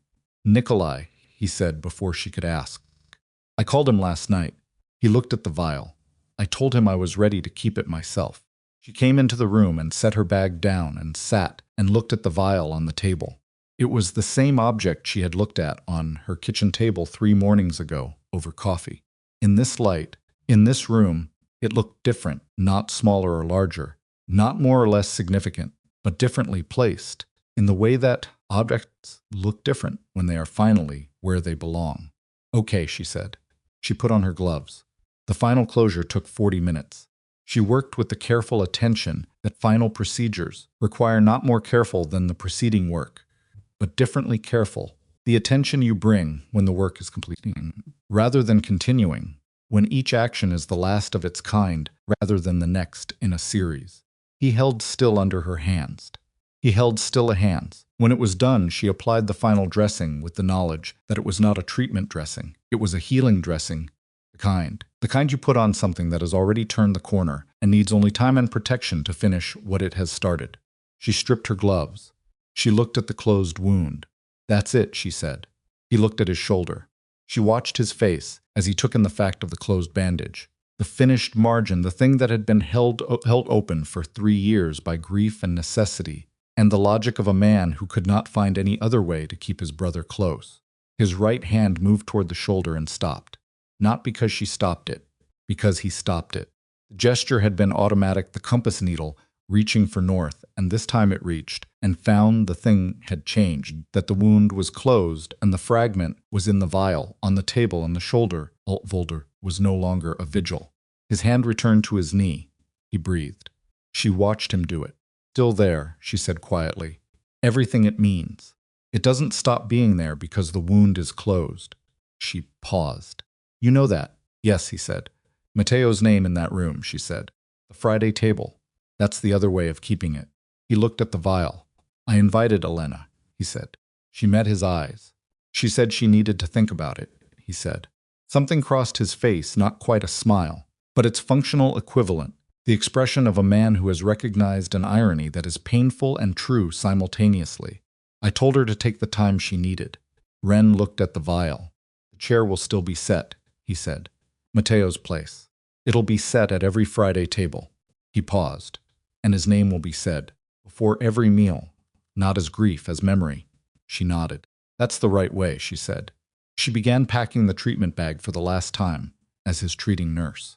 The movements were familiar to the point of being automatic, the used materials, the equipment, the notebook that had 2 months of entries in it, the left side dense, with confirmed facts about tissue and margins and medication adjustments, the right side crowded with the things she had needed to understand, most of which she now understood. She closed the notebook. I need to talk to you about what happens next, she said. He held her gaze. All right, the wound is closed. Clinical relationship is finished. She kept her voice level. I'm going back to my rotation on 3. Diane is recommending that my placement be extended through completion of the internship program, which is 4 months. She paused. I'm going to take the extension. Good, he said. And then I'm going to apply for the staff nurse position that opens in the spring, she said. St. Aurelia, which is a real position with a contract and a salary and its own authority. Also good, he said. I'm telling you this, she said, because I need you to understand that what I'm describing is my trajectory. Not a trajectory that is attached to this room or to this relationship in its current form. She held his eyes. I'm not staying because of you. I'm staying because this is where I'm supposed to be. He looked at her. I know that, he said. Do you? Yes. He said it without qualification.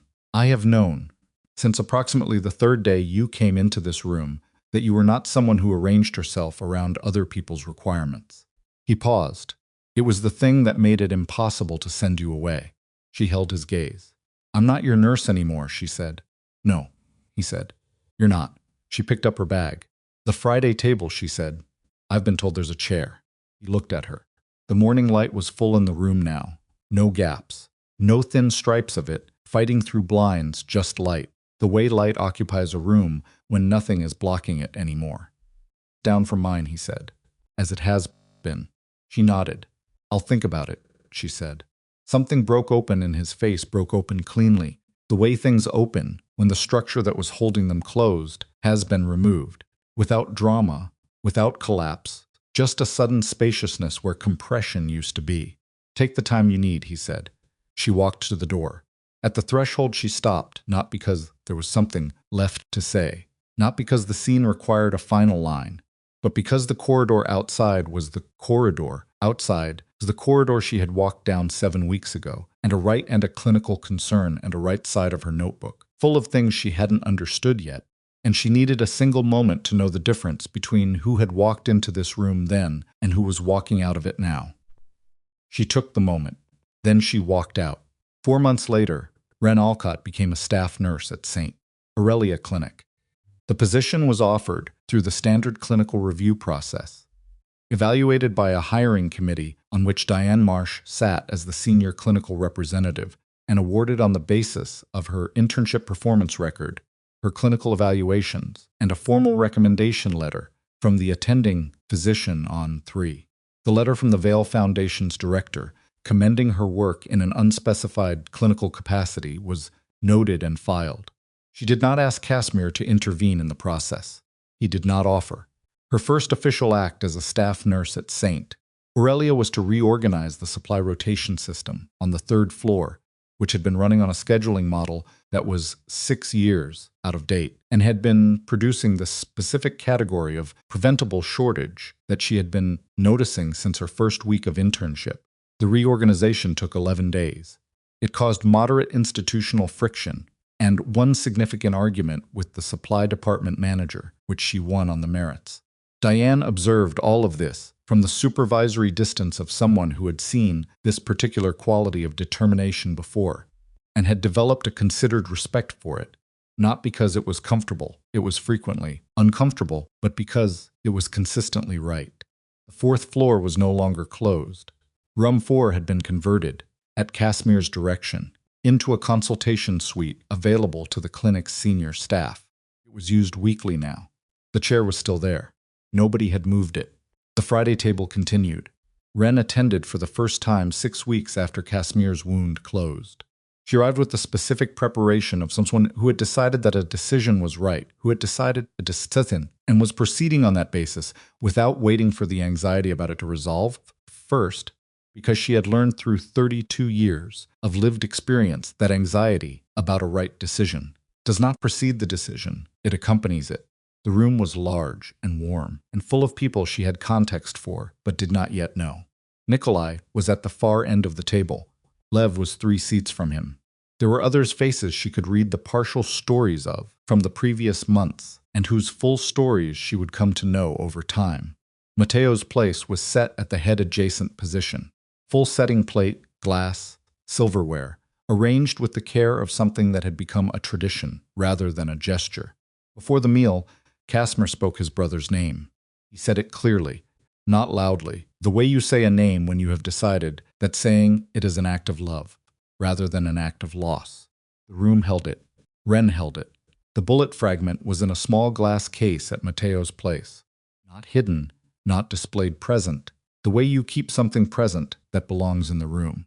After the meal, when the table had sinned, tuned into the particular warmth of people who have been through something together, Casimir's hand moved to the back of her chair, not possessively, not as a claim, the way a hand moves when it has found a place where it is natural to be without fanfare, without announcement, with the quiet authenticity of a gesture that has no audience in mind.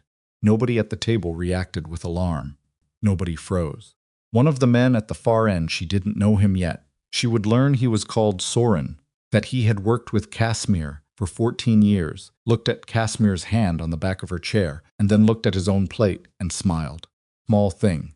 She noted it on the right side of her internal notebook, and then, after a moment, moved it to the left. Elena did not come to that Friday table, or the one after it, or the one after that.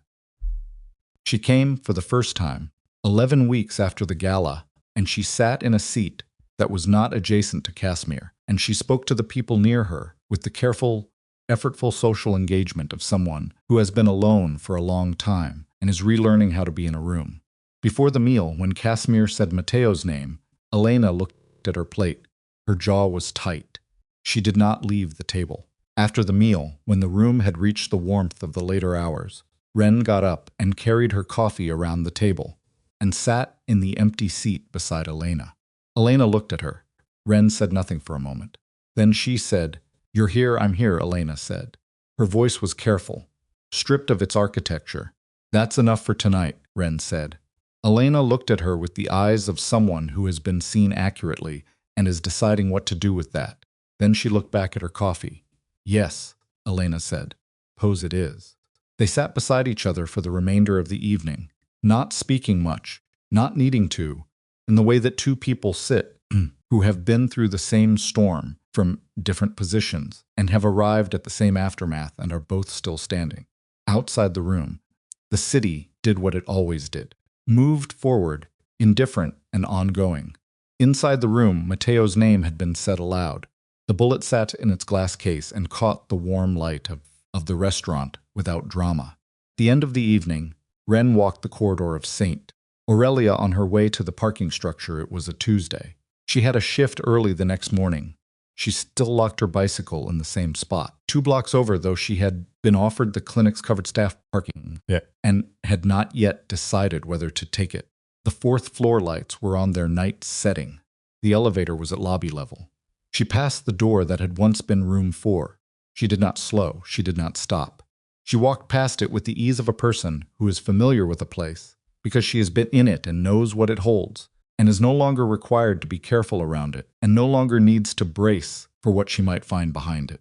Consultation suite now, used weekly, available to anyone on the senior staff who needed it. Chair was still there. She knew that without looking. She took the elevator down, and the lobby was empty at this hour, and the exterior doors parted for her, and the night air came in, and she stepped outside into it, into the city's ongoing forward motion, and walked toward where her bicycle was locked, and thought about the dressing change, scheduled for 9 in the morning, and the supply meeting at 11, and the training session for the 2 new interns she had agreed to supervise starting next week. She thought about teaching them. She held the pressure until the light changed. She thought about the specific thing she wanted to teach them that was not in any clinical handbook. She had read the thing about the right side of the notebook, the things that need understanding before they can be confirmed. Practice of staying present with a problem that resists resolution rather than managing it into silence. She thought about a wound that had been maintained in stasis for 3 years because it was the only container someone had found for a grief too large for any other space. Thought about what it meant to treat that. Not just the wound. All of it, the wound and what it held, and the man who had been holding it, and the room, and the darkness, and the hand that kept returning to the shoulder without being told to. She unlocked her bicycle. She stood beside it for a moment in the night air. She thought, this is the work. The whole of it, the wound and the everything attached to it. This is the thing you show up for. She rode home through the city, through the streets that were quiet at this hour, and lit only by the ordinary light of a city running its nighttime operations, and the air moved against her, and the wound on the 4th floor was closed, and the name had been said, and the chair at the Friday table was no longer empty. She parked the bicycle in the building's lobby and took the stairs. In the apartment, she set her bag down and went to the kitchen and made tea without turning on the overhead light, in the low illumination of the range hood, the way she did when it was late and the day had been long, and she didn't need to see very much to do what needed doing. She sat at the kitchen table with the tea. The closet shelf was empty of the vial. Casimir kept it now, in a glass case at Mateo's place at the Friday table where it belonged. She sat in the quiet. Her left hand rested on the table, palm up, relaxed. The redness was long gone. The grip was full. There was no external evidence on that hand of anything that had happened to it. She turned it over. She looked at it for a moment. Then she picked up her tea and drank it in the low light of the apartment while the city moved outside her window. And the tea was warm, and her hands were steady, and the night was ordinary and forward-moving and entirely her own.